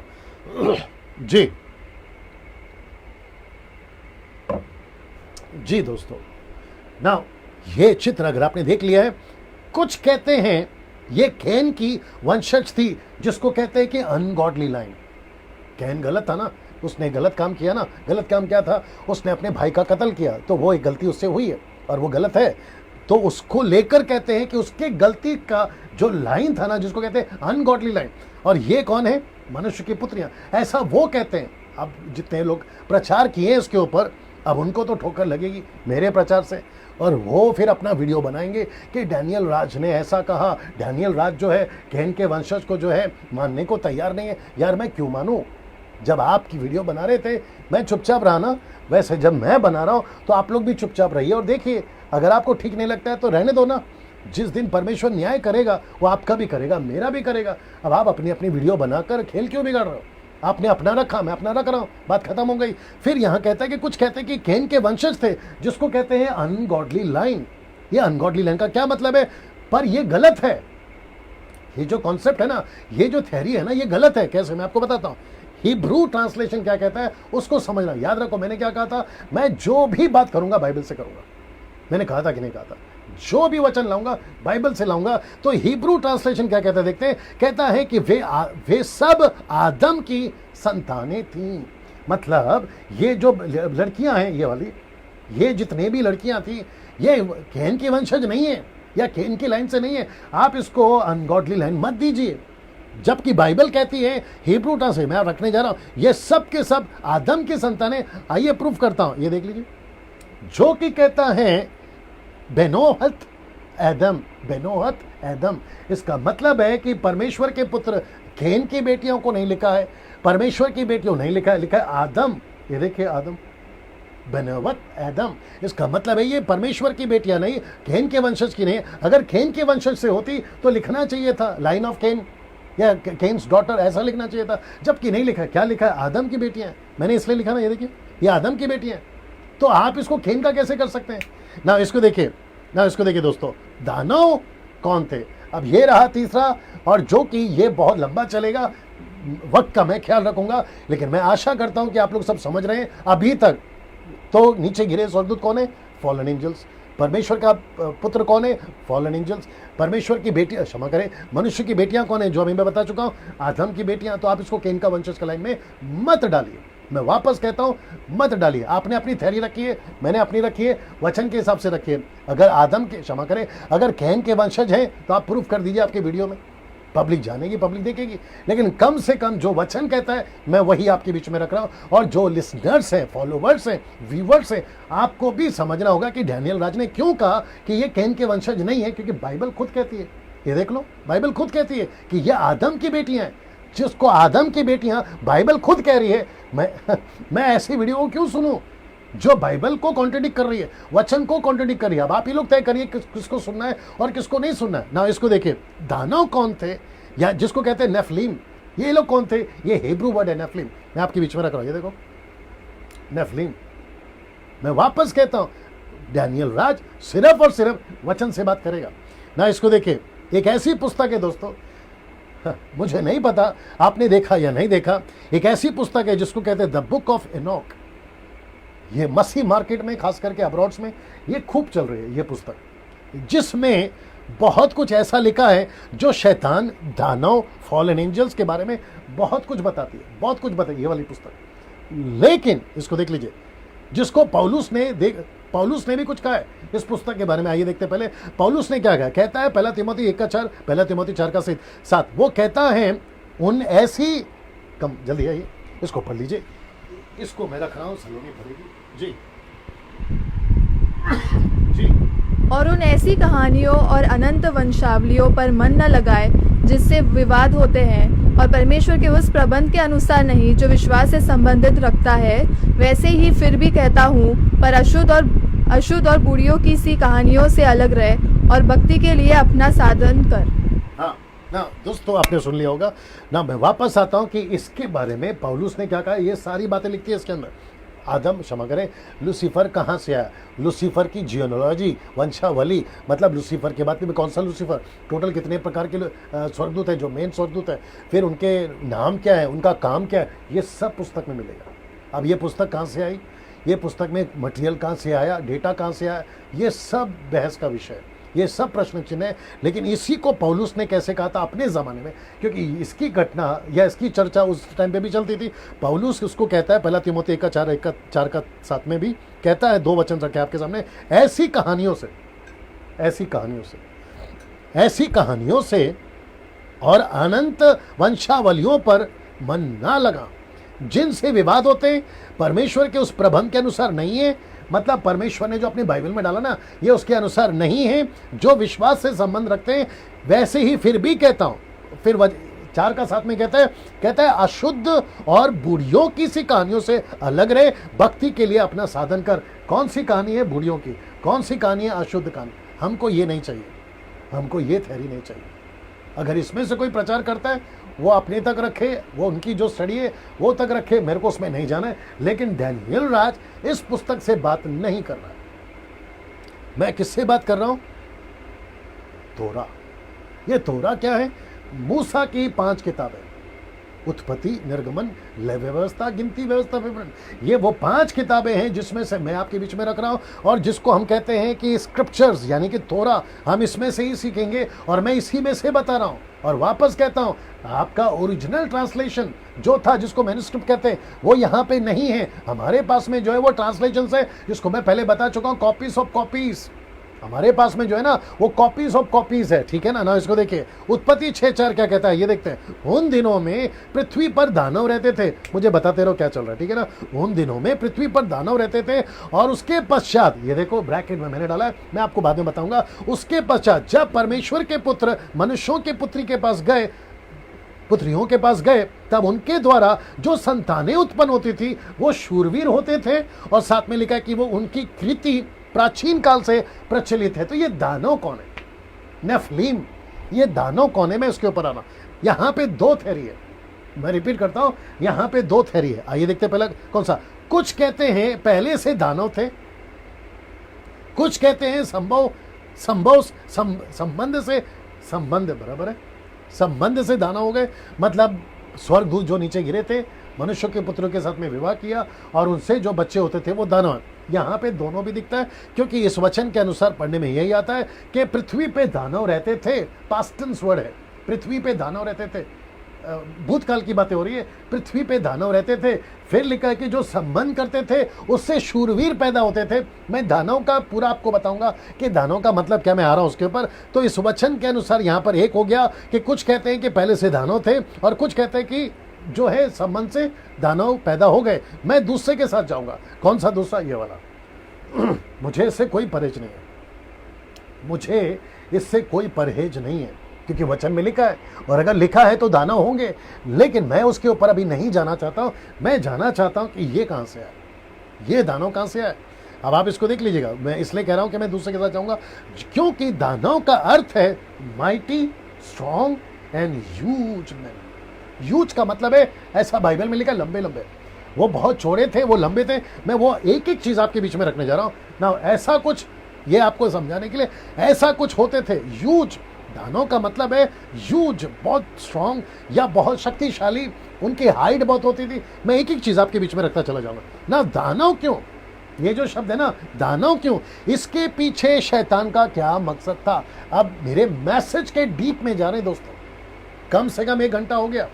और ये बात अलग है कि 1 घंटा कैसा हो गया आपको शायद पता भी नहीं चला होगा, लेकिन जितना हो सकता है मेरे साथ में बने रहे। मैं वापस कहता हूँ ये बहुत डीप है और इसका कनेक्शन फॉलन एंजल से भी है और आपका कनेक्शन दानव से भी है और आज का वर्तमान स्थिति से भी इसका कनेक्शन है। इसलिए बहुत ध्यान से सुनिएगा। दानव क्यों, इसके पीछे शैतान का मकसद क्या था ना, सब कुछ यहां से शुरू हुआ है दोस्तों, सब कुछ यहां से शुरू हुआ है। आप ये चित्र को पहले देख लीजिए अच्छे से जी। ओके, मैं आ जाता हूं यहां पे। एक चित्र में आप देख सकते हैं कि लूसीफर यानी कि शैतान, इब्लीस, उनको फल खिला रहा है।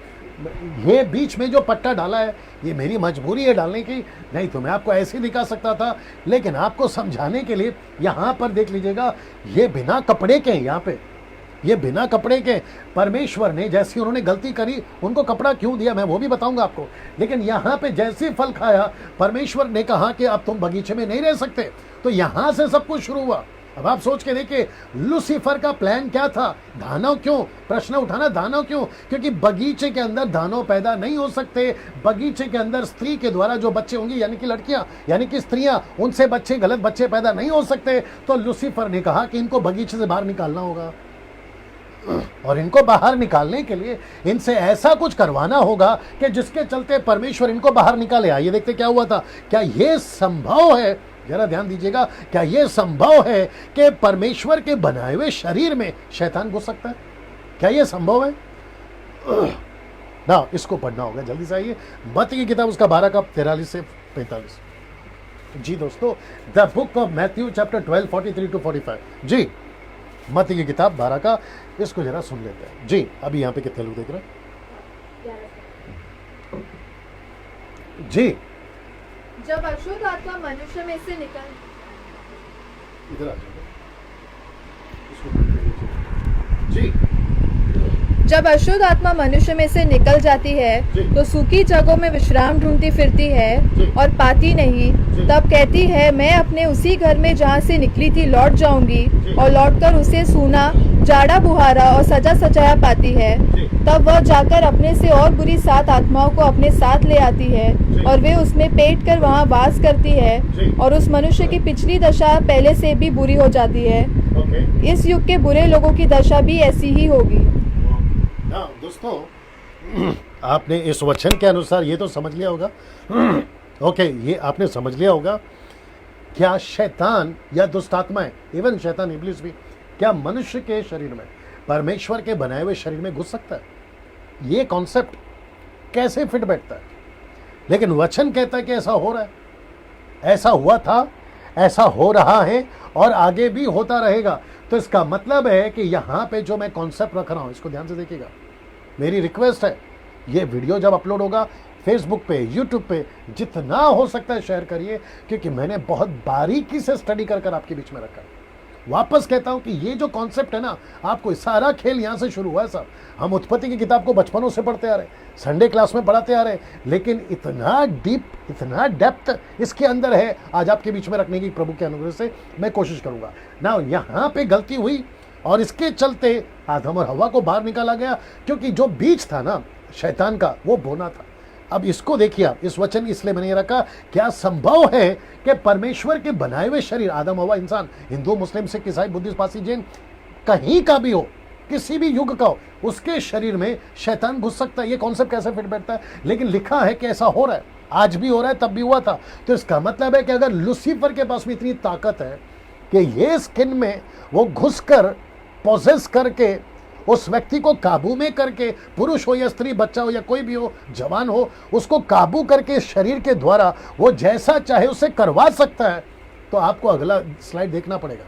उत्पत्ति 6 का 4, फिर उत्पत्ति 3 का 5, ये कनेक्शन और ये कनेक्शन क्या देखिए।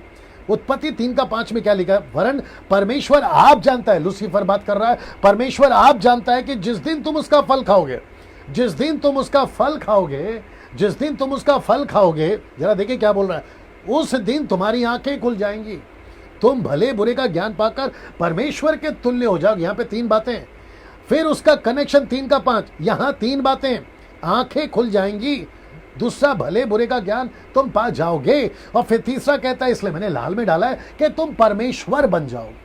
परमेश्वर बन जाओगे। ये कैसे संभव है कि तुम परमेश्वर बन जाओगे? और इसका कनेक्शन दानों से है, इसका कनेक्शन जाइंट से है, इसका कनेक्शन फॉलन एंजल से है। ये सारी थियरी आपको समझनी होगी। इसलिए मैंने क्या लिखा है कि सारा खेल यहां से शुरू हुआ है। अगर आप ये समझ गए, ये कॉन्सेप्ट को समझ गए, आपको फॉलन एंजल का कॉन्सेप्ट समझ में आ जाएगा, आपको sons and daughters and sons of God समझ में आ जाएगा, आपको दानव समझ में आएगा। इसलिए मैं यहाँ पर आपको लेकर जा रहा हूँ ना। वापस आते हैं यहाँ पर क्या कहता है, इसको देख लीजिए, जो कि मैं पढ़वा चुका हूँ। अब यहाँ पे 3 बातें हैं। आंखें खुल गई, भूले बुरे का ज्ञान पा लिया, और साथ ही साथ परमेश्वर के तुल्य हो जाओगे। तो सबसे पहले बात करते हैं आंखें खुल गई। ये आंखें खुलना क्या है? जिसको कहते हैं सेक्स, व्यभिचार को बढ़ावा देना। जैसे ही लूसीफर ने आदम हव्वा को फल खिलाया, खाते ही क्या हुआ? पहला रिएक्शन ये देखते हैं। उसका पहला रिएक्शन था ये, बड़े ध्यान से सुनिएगा, उसका पहला रिएक्शन था ये। आइए देखते क्या लिखा है। लिखा है, कम फास्ट, लिखा है जी, लिखा है जी। तब उन दोनों की आंखें खुल गई और उनको मालूम हुआ कि वे नंगे हैं। सो उन्होंने अंजीर के पत्ते जोड़ जोड़ कर लंगोट बना लिए। ओके ना दोस्तों, एक और शब्द पे ध्यान देना होगा। लिखा है कि तब उन दोनों की आंखें खुल गई। ये शब्द क्यों लिखा? दोनों की आंखें खुल गई। कुछ मैं खैर नाम तो नहीं लेता और ना ही कभी लूंगा, ठीक है ना। परमेश्वर उनको आशीष दे, परमेश्वर उनको संभाले। लेकिन आपको जो गलतियां करी है ना उन्होंने अपने यूट्यूब पे, मैं उसको बता देता हूँ। वो कहते हैं, बड़ा हंसी आती है, साथ ही साथ गुस्सा भी आता है, लेकिन क्या करें, मैं उसके ऊपर वीडियो देखता हूँ, फिर कभी बनाऊंगा। वो कहते हैं कि लूसीफर ने लूसीफर ने हव्वा के साथ सेक्स किया और उसके सेक्स के चलते केन पैदा हुआ। Can you believe this? वापस आता हूं। वो कहते हैं कि लूसीफर ने हव्वा से सेक्स किया और उससे जो बच्चा हुआ ना, वो केन की लाइन है। इसलिए कहते हैं कि अनगॉडली लाइन। तो मेरा प्रश्न है, अगर ऐसी बात है तो फल दोनों ने खाया, तो क्या लूसीफर ने आदम से भी सेक्स किया? और अगर उसने उसके साथ भी सेक्स किया है तो फिर उसके बच्चे किधर है? क्या दिमाग लगा रहे हो यार, आप सोच के देखिए। अच्छा, जिनको नहीं पता है ना कि ऐसी वीडियो भी मार्केट में है, अब वो ढूंढने नहीं जाना।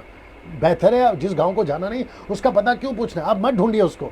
मैंने आपको बता दिया, जिसको पता है, अगर ऐसी कोई टीचिंग दी गई है, वो कहते हैं कि यहाँ पर आदम हव्वा के साथ में सेक्स किया, उसके चलते तो उसका बीज, पहला योना की किताब में लिखा है कि कैन उस दुष्ट से हुआ।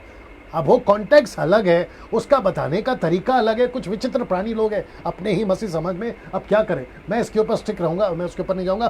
कहते हैं आंखें खुल गई, तो इसको कहते हैं सेक्स को बढ़ावा देना। अब अदन के बगीचे से कैसे सेक्स को बढ़ावा दिया, फिर अदन के बगीचे से लूत तक में कैसे सेक्स का काम किया, फिर लूत तक और अभी तक, इन सभी को आपके बीच में रखने जा रहा हूं। जरा देख लीजिएगा ना, समझने वाली बात है कि क्यों शरीर को छुपा रहे। ये देख लीजिए, यहां पे शरीर को सबसे पहले किसने छुपाया? शरीर को आदम और हव्वा ने। कौन से पत्ते के साथ में? अंजीर के पत्ते के साथ में।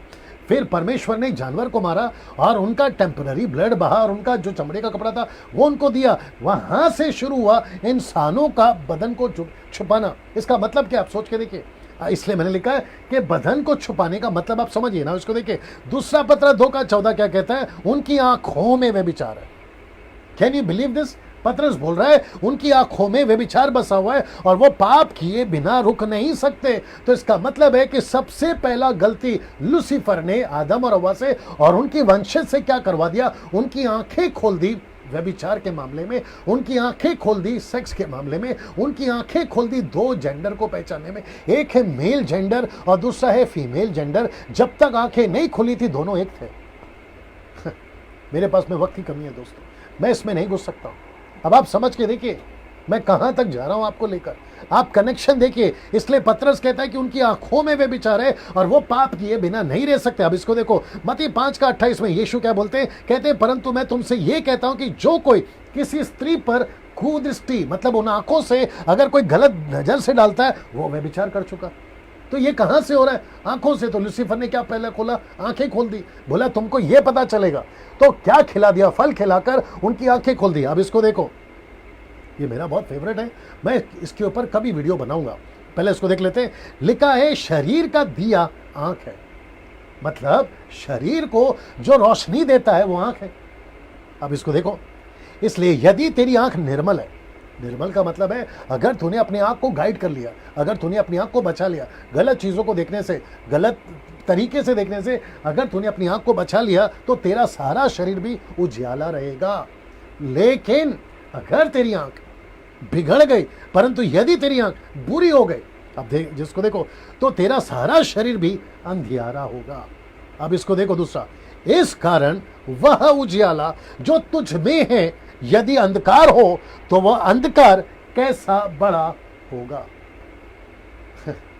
अब आप देखिए कनेक्शन क्या है। यीशु ने ऐसा क्यों कहा कि अगर तेरी आंख ठीक नहीं है, और ऊपर से क्या देखा स्वर्गदूतों ने, लिखा है कि देखा कि जो लड़कियां हैं वो सुंदर हैं, लिखा है देखा, मैं आऊंगा उसके ऊपर।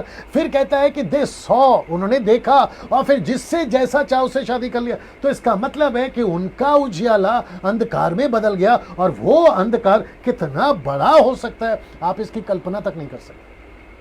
तो साथ ही साथ अभी अगर कोई पास्टर या बिलीवर या कोई सिस्टर ब्रदर या कोई एवेंजलिस्ट, टीवी एवेंजलिस्ट अगर मुझे अभी सुन रहा है, मैं उन सभी को कहना चाहूंगा ये यीशु का स्टेटमेंट है। अगर आप अपनी आंखों से, अपनी आंखों को प्रैक्टिस डालो कि मैं गले के नीचे नहीं देखूंगा। अगर आप लोग समझदार हैं तो आप लोग समझ गए होंगे, आप गले के नीचे किसी स्त्री को नहीं देखोगे। तो मैं उन सभी को कहना चाहता हूं कि सर, अगर आप मिनिस्टर हैं, आप सेविकाई करते हैं, प्रचार करते हैं, आपको समझना होगा कि आपकी आंख अगर ठीक है तो शरीर उजाले में, अगर आंख गड़बड़ है तो आपका पूरा शरीर अंधकार में, और वो कितना बड़ा अंधकार हो सकता है आप इसकी कल्पना तक नहीं कर सकते। क्योंकि उसके चलते यीशु मसीह ने एक जगह पे लिखा है, यदि तेरी आंख तुझे ठोकर खिलाए तो निकाल दे, नहीं तो तेरा पूरा शरीर नरक में जाएगा। मैं इसके ऊपर फिर कभी बात करूंगा। पहला यूहन्ना 2:16, क्योंकि लिखा है, क्योंकि जो कुछ संसार में अर्थात शरीर की अभिलाषा, ये देखो आंखों की अभिलाषा, ये सब कहां से शुरू हुआ? अदन के बगीचे से। और दानव कैसे आया मैं वो भी बताऊंगा। अब बात करते हैं दूसरा, भले बुरे का ज्ञान। तीन चीजें हुई थी, आंखें खुल गई, भले बुरे का ज्ञान, और तीसरा है परमेश्वर को तुल्य बनाऊंगा। मैं कनेक्ट कर रहा हूं, ये कहता है भले बुरे का ज्ञान। आशा करता हूं कि आप लोग समझ रहे। कितने लोग देख रहे हैं अभी? ओके, मेरे साथ में बने रहे और इसको जितना हो सकता है शेयर करते जाए ना। इसको देखिए दोस्तों, कम फास्ट ना, इसको पढ़ लीजिए। पहला तिमोथी 6:20 से 21 में जी। हे तीमुथियुस, इस धाती की रखवाली कर, और जिस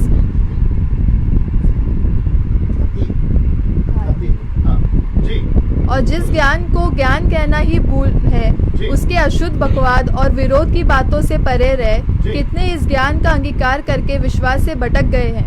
ओके ना दोस्तों, यहाँ पे पौलुस क्या कहने की कोशिश कर रहा है? एक ऐसा नॉलेज बांट रहा है शैतान जो परमेश्वर की ओर से नहीं है, मनुष्य के अंदर दिया हुआ है।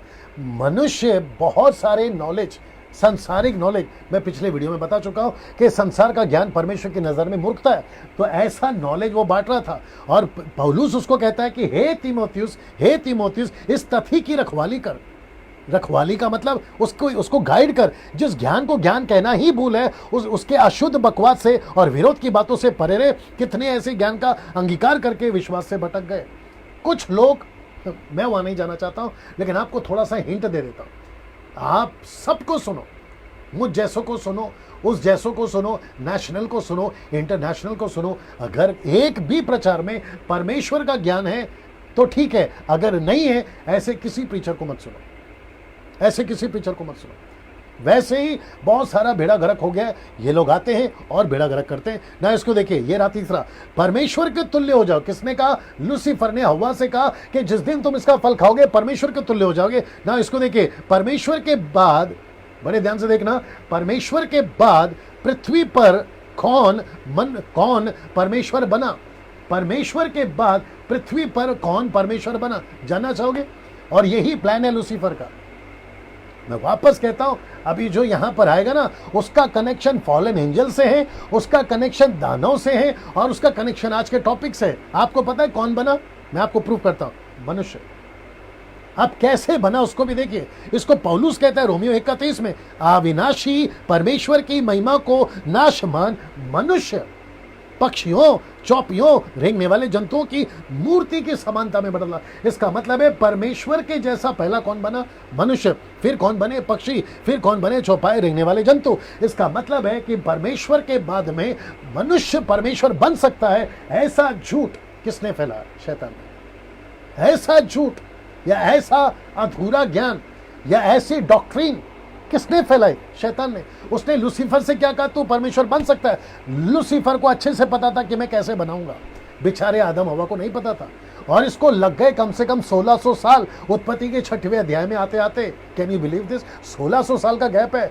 आदम से लेकर उत्पत्ति के 6वें अध्याय में आते आते 1600 साल लग गए। और यहाँ पे परमेश्वर ने, शैतान ने, माफ करिए, शैतान ने कहा कि अब बारी आ गई है कि मैं तुमको बनाऊंगा परमेश्वर।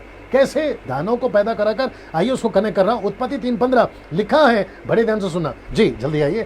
लिखा है जी जी और मैं तेरे और इस स्त्री के बीच में और तेरे वंश और इसके वंश के बीच में, और मैं तेरे और इस स्त्री के बीच में और तेरे वंश और इसके वंश के बीच में। दोस्तों यहाँ पे दो बातें। सबसे पहला है तेरा वंश, तेरे वंश, और लिखा है कि उसके वंश। ये दो वंश क्यों ना? इसको देखिए, लिखा है भैर उत्पन्न करूंगा, वे तेरे सिर को कुचल डालेगा और तू उसकी एड़ी को डसेगा। ये कौन है? तेरे वंश। और ये कौन है? उसके वंश। ये कौन है? तेरे वंश, उसके वंश। इसका मतलब है तेरे वंश। बात किससे हो रही है? बात किससे हो? मैं तेरे और स्त्री के बीच में, शैतान से बात हो रही है। परमेश्वर शैतान यानी सांप को कह रहा है कि मैं तेरे वंश और उसके वंश यानी स्त्री के वंश। बड़े ध्यान से देखना, मेरे साथ बने रहिएगा, बीच में उठकर नहीं जाना, बीच में ये जो प्रोग्राम है इसको छोड़कर नहीं जाना। दोस्तों गजब की चीज आ रही, गजब की चीज आ रही, आपके लाइफ में कभी नहीं सुना होगा, ऐसी चीजें मैं लेकर आ। लिखा है तेरे वंश और उसके वंश के बीच में बैर को उत्पन्न करूंगा। ये तेरे वंश और उसके वंश, सांप से बात हो रही है। आइए उसको देखते हैं। तेरे वंश और उसके वंश के बीच का क्या अर्थ है? यहां दानों की बात हो रही है। मैं रिपीट करता हूं, यहां पे बात किसकी हो रही है? दानों की बात हो रही है। शैतान उसके बीच को बिगाड़ना चाहता था। किसके बीच को? स्त्री के बीच को। स्त्री का बीच कौन है? यीशु। स्त्री का बीच कौन है? यीशु। यीशु मसीह। परमेश्वर ने क्या कहा था कि मैं स्त्री के द्वारा एक बच्चे को पैदा कराऊंगा और वो मानव जाति का उद्धार करता होगा। इसका मतलब है कि लूसीफर को तब से पता था कि एक ऐसा बीज पैदा होगा, एक ऐसा पुत्र पैदा होगा जिसको यीशु, जो जगत का उद्धार करता होगा। इसलिए मूसा के टाइम पे 2-2 साल के बच्चे को मरवा दिया, इसलिए यीशु के टाइम पे 2-2 साल के बच्चे को मरवा दिया। और तब से लेके अब तक भी जो भी परमेश्वर का काम करते हैं, जो भी यीशु की सेविकाएं करते हैं, उन सभी के बीच को लूसीफर मारना चाहता है। इसके ऊपर फिर कभी बात करेंगे। अब इसको देखिए। इसलिए उसने गिराए हुए स्वर्गदूतों से शादी कराई और बच्चे पैदा कराए। Can you believe this? उसने क्या किया कि स्वर्गदूतों के द्वारा जो गिराए। अब आप कनेक्शन देख रहे हैं सर जी, आप कनेक्शन देख रहे हैं। आप कहां से कहां कनेक्शन है, मतलब उसके पीछे मकसद देखिए क्या। इसलिए मैंने क्या लिखा कि अदन के बगीचे में लूसीफर का जाना यूं ही नहीं था, एक बड़े मकसद के साथ गया था वो। और उसने क्या कहा कि मैं गिराए हुए स्वर्गदूतों के द्वारा, या जाने दो, गिराए हुए स्वर्गदूतों के द्वारा मैं क्या करूंगा? बच्चों को पैदा कराऊंगा। इसका मतलब है मैं किसको नाश करूंगा? तेरे वंश और उसके वंश के बीच में भैर उत्पन्न करूंगा। देख रहे कि नहीं देख रहे? अब आप कनेक्शन देखिए ना, इसको देखिए दोस्तों जी, आप इसको देखिए ना। ये चित्र आपको मदद करेगा थोड़ा सा समझने के लिए कि यहां पे क्या हो रहा है, यहां पे क्या हो रहा है, यहां पे बच्चे क्यों पैदा हो रहे हैं। ये सब मास्टर प्लान है लूसीफर का। इसलिए पौलुस कहता है कि हम शैतान के युक्तियों से अनजान नहीं है ना। इसको देखिए, तो शैतान ने क्या वादा किया था? दूसरे शब्दों में ब्रैकेट में डाला झूठ। तो लूसीफर ने क्या झूठ बोला था या क्या वादा किया था? तुम परमेश्वर बन जाओगे, ये उसने बोला था। किसको बोला था? हव्वा को और आदम को बोला था। और वो कहता है कि मैं बना कर रहूंगा। कैसे बनाऊंगा? देखो, उत्पत्ति 6:4 के अनुसार उसने बना। क्या लिखा है जरा देखिएगा। उन दिनों में पृथ्वी पर दानव रहते थे, उन दिनों में पृथ्वी पर दानव रहते थे। उसके पश्चात जब परमेश्वर के पुत्र मनुष्य के पुत्र के पास आए, परमेश्वर के पुत्र मतलब फॉर्नल एंजल्स नीचे गिराए हुए, मनुष्य की पुत्री मतलब केन नहीं, आदम की संतान नीचे गिराए, तब उनके द्वारा जो संतान उत्पन्न हुए, यानी कि दानव, जाइंट, स्ट्रॉन्ग जो पैदा हुए, वे पुत्र, शब्द को ध्यान दीजिए, लिखा है वे पुत्र शूरवीर होते थे। साथ ही साथ में लिखा है कि जिनकी कृति प्राचीन काल से प्रचलित है, प्राचीन काल से प्रचलित है, जिसको एनोक की पुस्तक में लिखा गया, जिसको पौलुस कहता है। कथा कहानियों पे हमें नहीं जाना, लेकिन हम इसके साथ में स्टिक रहेंगे। लिखता है कि वे बच्चे जो पैदा होते थे वो शूरवीर होते थे, जिनकी कृति प्राचीन काल से। ये कैसे हो गया ना? इसको देखिए, ये चित्र देख लीजिए। अब इसको देखिए, अब इसको देखिए, ये ऐसे पैदा होते थे, अब आप पूछोगे डैनियल भाई ये सब कहाँ लिखा है, get ready with the scriptures. अब आप पूछोगे डैनियल भाई ये सब कहाँ लिखा है, मैं आपके बीच में आ रहा हूं। जिसको लूसीफर ने डमी गॉड्स बनाया, मैं वापस कहता हूं क्या बनाया, ये देखिए, ये देखिए, जिसको कहते हैं डमी गॉड्स, ये मैंने जानबूझ के लिखा है डमी गॉड्स, मतलब परमेश्वर के जैसा परमेश्वर व्यवस्था विवरण, उसका 32वां अध्याय वचन 15 में लिखा है कि तुमने अभी अभी आए हुए ईश्वर, व्यवस्था विवरण 32 अध्याय वचन 15, व्यवस्था विवरण 32 अध्याय वचन 15। जी अभी यहां पे कितने लोग देख रहे हैं? 1100 जी जी मेरे साथ में बने रहे। व्यवस्था विवरण 32 का 15। जी परंतु यशुरूत मोटा होकर लात मारने व्यवस्था विवरण डिटरनॉमी चैप्टर 32 वर्स 15। हाँ पढ़ो। परंतु यशुरूत मोटा होकर लात मारने लगा। हाँ। तू मोटा और हष्ट पुष्ट हो गया और चर्बी से छा गया है। हाँ। तब उसने अपने सृजनहार ईश्वर को तर्क दिया जी। और अपने उधार मूल चट्टान को तुच्छ जाना। जी जी उन्होंने पराये देवताओं को मानकर, ऐसा लिखा है कि पराये देवताओं को मानकर, ये मूसा लिख रहा है मरने से पहले, इस्राएलियों को बोल रहा है पराये देवताओं को मानकर। आगे उसमें जलन उपजाई जी। और घृणित क्रम करने के उसको रीस दिलाई। हाँ। उन्होंने पिशाचों के लिए जो ईश्वर न थे, पिशाचों के लिए, मतलब ये पिशाचों मतलब ये है राक्षस, ये सब आपकी बाइबल में सर, मैं बढ़वा इसलिए रहा हूं ताकि आपको कनेक्ट करूं। आगे आगे बलि चढ़ाए जी। और उनके लिए वे अनजाने देवता थे। जी एक मिनट, ये कौन थे? उनके लिए अनजाने देवता, इसलिए मैंने क्या लिखा, डमी गॉड्स। ये सब लूसीफर का प्लान है। वो क्यों कर रहा है ऐसा? इसलिए क्योंकि उसने कहा था कि मैं तुम्हें परमेश्वर बनवाऊंगा, मैं तुम्हें परमेश्वर बनाऊंगा, मैं तुम्हें परमेश्वर बनाऊंगा। उसने कहा था ना कि तुम जिस दिन फल खाओगे तुम परमेश्वर बन जाओगे। ये सब कैसे हो सकता है अगर वो स्वर्गदूत नीचे नहीं आएंगे? ये कैसे हो सकता है अगर वो शादी नहीं करेंगे? ये कैसे हो सकता? अच्छा कुछ लोग कहते हैं कि डैनियल भाई उन्होंने गलत काम नहीं किया, वो स्वर्गदूतों ने गलत काम नहीं किया, शादी करके बच्चे किए। अब शादी जो शब्द है ना सर, जिसको इंग्लिश में कहते हैं मैरिज, इसको आप दो तरीके से ले सकते हैं। देखो पुरुष और स्त्री, जिसको कहते हैं एडम एंड ईव, अगर शादी करें तो हम समझते हैं कि ये शादी है। अगर एडम एंड स्टीव शादी करें तो, मैं वापस कहता, आपने नहीं सुना, एक होता है एडम एंड ईव, शादी करे तो समझ में आता है, लेकिन अगर एडम एंड स्टीव शादी करे तो ये नहीं समझ में आता ना। अगर गे शादी करे, लेस्बियन शादी करे, तो वो शादी को शादी बोलेंगे आप? वो भी तो गलत है ना। तो शादी शब्द को उठाकर अगर आप कहोगे शादी किया है, मतलब कि शादी गलत, सही होता है? गलत है ना ये तरीके से। मैं वापस कहता हूं, अगर एडम एंड ईव शादी करते तो वो शादी सही है, लेकिन अगर एडम एंड स्टीव शादी करते तो वो गलत है। अगर आप समझ गए होंगे तो यहां पे वो परमेश्वर बनाना चाह रहा था। अब आइए इसको देखिए, ये सारा चित्र अगर आपने देख लिया, जिसको कहते हैं डमी गॉड्स, ये प्लान था उसका। क्या दानव का जिक्र बाइबल में है? आइए, क्या दानव का जिक्र बाइबल में है? जवाब है यस ना। इसको पढ़ते जाइए, पहले इसको देख लीजिएगा। क्या आपको 12 जासूस याद है? जो गिनती की किताब उसका 13 का यहीं पर है, यहीं पर जरा देख लेंगे। गिनती की किताब उसका 13 में उन सब की रिपोर्ट क्या थी, आइए देखते हैं। गिनती की किताब 13 का 28 पढ़िए जी। जी परंतु उस देश के निवासी बलवान है और उसके नगर गढ़ वाले हैं और बहुत बड़े हैं। और इसको वापस पढ़िए और आराम से पढ़िए। परंतु उस देश के निवासी बलवान है और उसके नगर गढ़ वाले हैं और बहुत बड़े हैं। और फिर हमने वहाँ अनाक वंशियों को भी देखा। ओके, ये जो शब्द है ना, अनाक वंशियों मतलब दानव, ये उसको रिप्रेजेंट करता है या उसको बताता है। और शब्द को देखिए, लिखा है कि उसके नगर गढ़ वाले हैं, उसके जो नगर है ना वो बड़े बड़े। ये देख लीजिए सर, चित्र देख लीजिए, दिख रहा है? देखो जी, ये चित्र देख लीजिए जी जी जी। और कुछ बंद करना है? ठीक है ना। परंतु उस देश के निवासी बलवान हैं और उसके नगर गढ़ वाले हैं। आप ये देख रहे हैं, ऐसे होते थे दानव। ये कौन है? बंदी रखना, मैं बोलता हूं। ये कौन है और कौन रिपोर्ट दे रहे हैं? ये 12 जासूस जो गए थे कनान में और वहां से रिपोर्ट लेकर आए थे। ये रिपोर्ट क्या कहती है कि वहां पर ऐसे दानव है। Can you believe this? ये सब कहां है आपके बाइबल में? क्या कभी अभी जो आजकल के जो युवा पीढ़ी है ना, अभी उनको फिर गुस्सा आएगा। वे कहां फंस के रह गए? गिटार में।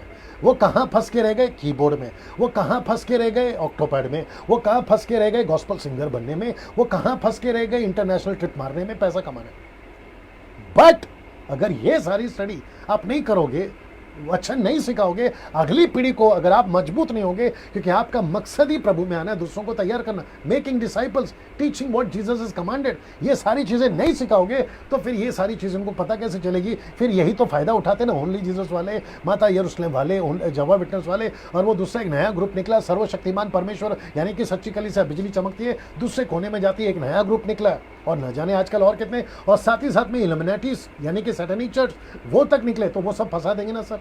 इसलिए हम सबको वचन में मजबूत होना, रूटेड होना बहुत जरूरी है। लाइट ऑन कर लीजिए ना, आप ये भी देख लीजिए, ऐसा लिखा है, जरा शब्द पे ध्यान दीजिएगा, ऐसा लिखा है, पढ़िए, कम फास्ट पढ़िए जी, गिनती की किताब उसका 13 का 33, आइए देखते क्या लिखा है जी।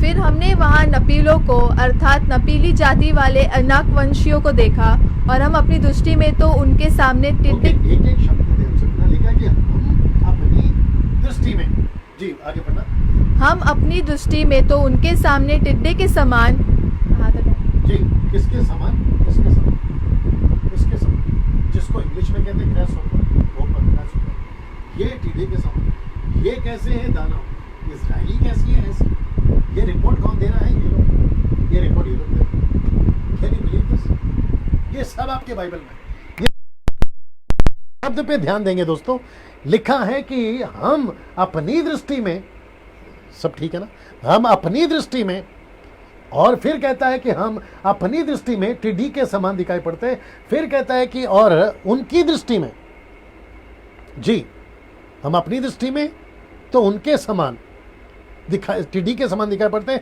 ऐसे ही उनकी दृष्टि में, देखो उनकी दृष्टि, तो मतलब उनको भी हम दिख रहे टिड्डी, और हमको भी हम दिख रहे हैं ग्रास ऊपर। Can you believe this? ये सब आपके बाइबल में। और ऐसे दानव मूसा के टाइम पे थे, दाऊद के टाइम पे थे, यहोशू के टाइम पे थे, अब्राहम के टाइम पे थे। अब्राहम तो खैर इतना नहीं इनसे लड़ा, लेकिन ये बाकी तीनों हीरो लड़े। ये सब हैं, ये आए कहां से? मैं उन सभी से पूछूंगा, सर ये आए कहां से? आप लोग बार बार पूछते हो ना, ये परमेश्वर के पुत्र कौन है, परमेश्वर के पुत्र कौन है, तो मैं आपके बीच में रख रहा हूं, these are the fallen angels. 99 नहीं, 100% मैं बता रहा हूं, these are the fallen angels, जिनके द्वारा ये पैदा हुए सर। मनुष्यों के पुत्रियों के साथ में शादी करे, उनसे जो बच्चे पैदा हुए ये हुए, जिसका रिपोर्ट आपका मूसा दे रहा है, उसके 12 जासूस दे रहे हैं ना। इसको देखिए, इसको देखिए, ऐसी कुछ हिस्ट्री, सब ठीक है लाइट वगैरह, ऐसी कुछ हिस्ट्री में पता चला है। ये देख रहे हैं आप, उनको उनके स्केल्स मिले, कंकाल, ये देख लीजिए, फिर ये देख लीजिए, क्या ये चित्र गलत है? आप इसको देखिए, क्या ये चित्र गलत है? फिर कहता है व्यवस्था विवरण 1 का 28 में, हम किधर जाएं, कम फास्ट लिखता है कि हम किधर जाएं, फास्ट जी जी। हमारे भाइयों ने यह कह के हमारे मन को कच्चा कर दिया है, हमारे मन को कच्चा कर दिया है कि वहाँ के लोग हमसे बड़े और लंबे हैं, और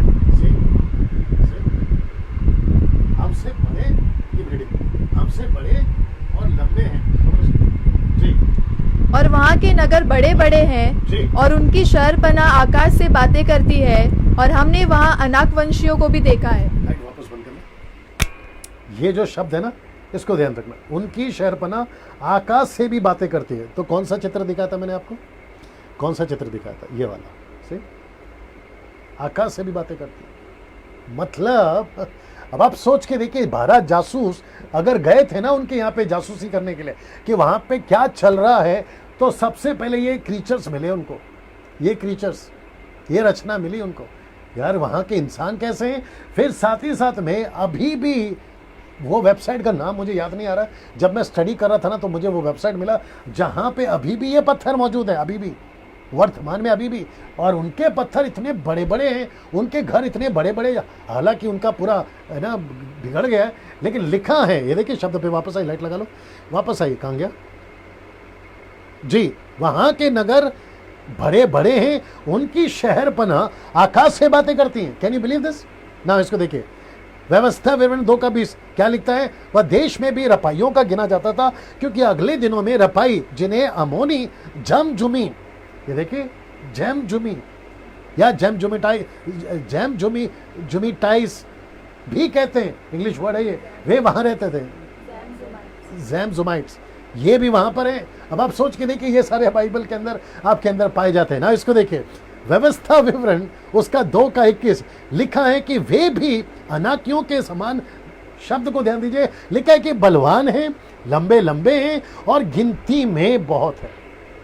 इनकी जो तादाद है ना वो गिनती में बहुत है, परंतु यहोवा ने उनको अमानियों के सामने से नाश कर डाला। उन्होंने उनको उस देश में से निकाल दिया। उनके स्थान पर आप ना रहे, नहीं लगा, उनके स्थान पर आप रहने लगे। इसका मतलब है वो बलवान हैं, लंबे हैं और गिनती में बहुत हैं। वापस आता हूं, वे लंबे हैं, बलवान हैं और गिनती में बहुत हैं। सीधे अब आप सोच के देखिए, ये सब आपके बाइबल में है।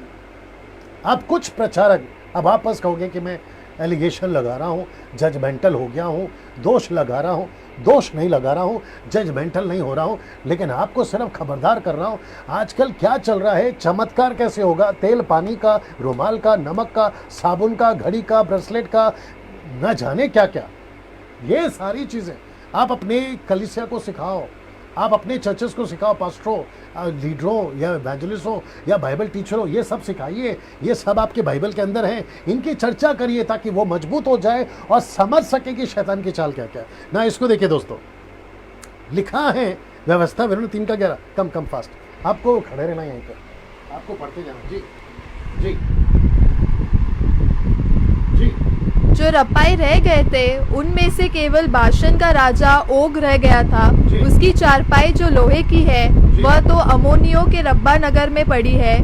साधारण पुरुष के हाथ के हिसाब से उसकी लंबाई 9 हाथ की और चौड़ाई 4 हाथ की है। ओके, इसकी वहीं पे खड़े रहो। इसका मतलब है कि इसकी जो हाइट है ना इस आदमी की, ये सोता किसमें था, लोहे की चारपाई। और इसकी लोहे की चारपाई लिखने वाला कहता है हमारे नगर में है।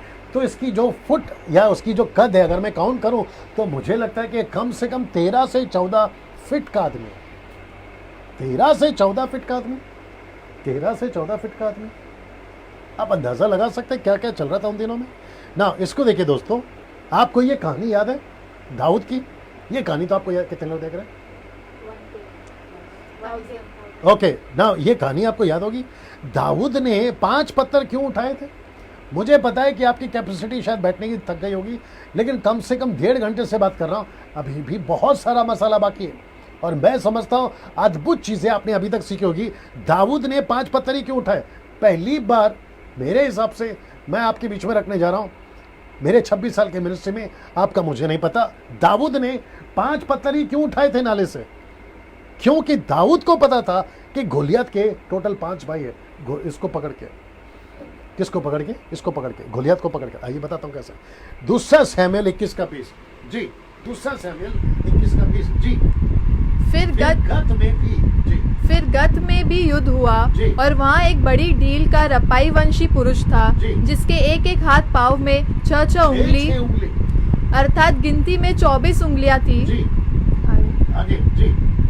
यही 4 गत में उस लिखा, क्या लिखा है? यही 4। तो वो रहा गोलियत जी, वो रहा गोलियत और ये रहे उस। वापस कहता हूं कि 5 पत्थर ही क्यों उठाया? अभी तक हम लॉजिक लगाते थे 5 फोल्ड मिनिस्ट्री, 5 फोल्ड मिनिस्ट्री, मुझे कोई दिक्कत नहीं, आप लॉजिक लगाओ। लेकिन वहां के लोगों को पता था कि दाऊद ने 5 पत्थर क्यों उठाया, क्योंकि उनको पता था कि इसके 5 भाई हैं, टोटल 5 भाई हैं। ये रहा 4 और वो रहा गोलियत। इनको सबको मारा है दाऊद के जनों ने। देखो, दाऊद के जनों ने उसको मारा ना। दूसरा शमूएल उसका 21 का 16 जी। तब ईश जो रपाई के वंश का था और उसके भाले का फल तोल में 300 शेकिल, एक मिनट, कितना लिखा है? 300 शेकल यानी कि 300 किलो। आगे पीतल का था हाँ। और वह नई तलवार बांधे हुए था। हाँ। उसने दाऊद को मारने को ठाना। तो इसका मतलब है कि इसकी तलवार कितनी किलो की, आप देख लीजिए। ये ऐसे कैसे हो सकता है? ये इतने हाइट के थे। इसलिए ये सब मैं क्यों बता रहा हूं, ताकि आपको समझ में आए कि ऐसे क्रीचर्स थे आपके बाइबल के जमाने में। मैं वो बता रहा हूं। और ये आए कहां से? दानव। ये आए कहां से? अभी कुछ लोग कहते हैं कि ये जो है ना, ये सेत के बच्चे थे। कौन? जो परमेश्वर के पुत्र हैं वो सेत के बच्चे। तो सेत के बच्चे ऐसे बच्चे पैदा होंगे? आप सोच के देखिए क्या लॉजिक लगा रहे हो। सेत ऐसे बच्चों को पैदा करेगा? मतलब आदम के बच्चों से जो बच्चे पैदा होते थे वो ऐसे पैदा होंगे। और उन्हीं को परमेश्वर मार देगा, और उन्हीं को परमेश्वर कहता है कि ये बिगड़े हुए हैं, इनका ईश्वर कोई और है। क्या लॉजिक है साहब ना। इसको देखिए जी, नौका दो व्यवस्था नौका दो जी। उनमें बड़े बड़े और लंबे लंबे लोग अर्थात अनाकवंशी रहते हैं, जिनका हाल तू जानता है, और उनके विषय में तूने यह सुना है कि अनाकवंशियों के सामने कौन ठहर सकता है। ये जो शब्द है ना, इनके सामने कौन ठहर सकता है। मेरे पास में कम से कम 2-3 दर्जन स्क्रिप्चर थे, मैंने नहीं डाले, जितनी जरूरत थी वो डाली है। उनके सामने कौन ठहर सकता है, ये 3 कैरेक्टर्स, लाइट ठीक है देख लीजिए, ये 3 कैरेक्टर्स, एक है आपका मूसा, दूसरा है आपका यहोशू, और तीसरा है आपका गोलियत। इन तीनों का सामना दानों से हुआ है, इन सब का सामना दानों से हुआ है। लेकिन व्यवस्था विवरण 9:3 गजब कैसा। आइए दिखाते क्या लिखा है। लिखा है कि इसलिए आज तू ये जान ले। कौन कहता है? मूसा कहता है अपने लोगों से कि आज तू ये जान ले कि जो तेरे आगे आगे भस्म करने वाली आग की नाई पार जाने वाला है, वह तेरा परमेश्वर यहोवा है, और वह उनका सत्यानाश करेगा, और वह उनको तेरे सामने दबा देगा। तू यहोवा के वचन के अनुसार उनको उस देश से निकाल कर शीघ्र ही नष्ट कर डालेगा। किसको नष्ट कर डालेगा? उन सभी दानवों को, जिसकी फोटो मैं आपको दिखा चुका हूं। अब आपके मन में एक प्रश्न उठता होगा, आइए बताता हूं, वक्त को ध्यान में रखते हुए। वो प्रश्न क्या है आइए बताता हूं, इसको देख लीजिएगा। ये नूहा का जहाज जी, ये नूहा का जहाज। लिखा है कि जो सब कुछ नूह के समय खत्म हो गया था, जब सब कुछ नूह के समय खत्म हो गया था, फिर दानव कहां से आए? मैं जिसकी चर्चा रखे, मैं जिसकी चर्चा भी कर रहा था ना, वो सब अगर थे, पास डैनियल थे, तो वो सब नूह के टाइम पे खत्म हो गए ना। जैसी फ्लड आया, बाढ़ आई, नूह के साथ में 8 लोग बचे, जानवर बचे, वो सब तो खत्म हो गए ना। फिर ये बाकी लोग कहां से, फिर दानव कहां से आए? क्योंकि उसके बाद में भी दानों का जिक्र है। उत्पत्ति, लाइट लगा लीजिए, उत्पत्ति 6:4, बड़े ध्यान से सुनिएगा। उत्पत्ति 6:4 में लिखा है, उन दिनों में पृथ्वी पर दानव रहते थे। उसके पश्चात, ये जो हिंदी शब्द है ना, यहाँ पे कोमा होना चाहिए था, नहीं डाला। मैं आपको बताता हूँ इंग्लिश में क्या लिखा है। और लिखा है कि जब परमेश्वर के पुत्र मनुष्य के पुत्र के पास गए, तब उनके द्वारा जो संतानें उत्पन्न हुई वो शूरवीर होते थे, जिनकी कीर्ति प्राचीन काल से प्रचलित है। अब इसको देख लीजिएगा, this was back in the days and also later. मतलब जो हिंदी में शब्द है वो यहां पे नहीं लिखा है। क्या लिखा है? दिनों में, उन दिनों में पृथ्वी पर दानव रहते थे, उसके पश्चात। तो पढ़ते वक्त में, मैंने तो अभी अलग किया है, पढ़ते वक्त में लिखा है कि उसके पश्चात जब परमेश्वर के पुत्रों ने, आप कंटिन्यू करोगे, लेकिन इंग्लिश में कहता है कि this was back in the days and also later. मतलब इसके बाद भी, व्हेन देयर वाज जाइंट्स, मतलब उसके बाद में भी जाइंट्स थे। अब आप समझने की कोशिश करिए, दानव पहले भी थे और बाद में भी, ये आपको समझना होगा। क्योंकि फॉलन एंजल्स नहीं मरे थे, मनुष्य मरे थे, पशु मरे थे, बाकी सब मरे थे, लड़कियां औरतें मरी थी, बच्चे मरे थे, लेकिन ये नहीं मरे थे साहब, ये नहीं मरे थे। अब इसको देखिए, फिर प्रश्न उठता है, उन सबको बंदी कब बनाएगा? अगर ये नहीं मरे थे, बच्चे पैदा करते चले गए, दानव पैदा होते चले गए, मूसा, उसके बाद में यहोशू, दाऊद मारते चले गए, आज वो नहीं दिख रहे। उसकी वजह क्या है? आज वो नहीं दिख रहे, मैं बताने जा रहा हूँ। वो सब थे, उनको मार दिया गया, लेकिन उनको बंदी कब बना? उनको अथाह कुंड में कब डाला गया? लूका की किताब जल्दी निकालो, 8:31 के अनुसार। दूसरा पत्र 24, दूसरा पत्र 2:4 पढ़ा चुका हूँ, यहूदा का 1:6 पढ़ा चुका हूँ, लेकिन लूका की किताब 8:31 जी, लूका का 8:31 जी, 8:31 जी, इसको सुन लीजिए। हम थोड़ा सा समाप्ति के पास आ गए। जी जी।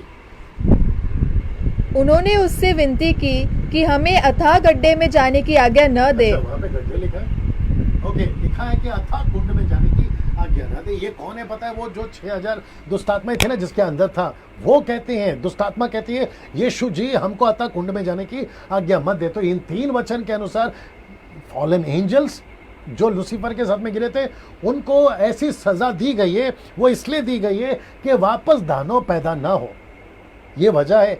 और इसी वजह से दोस्तों, बड़े ध्यान से सुनना, हिंदू, मुस्लिम, सिख, क्रिश्चियन साहब जो भी है, बड़े ध्यान से सुनना, यही वजह है कि आज हमारे पृथ्वी पे दानव नहीं है।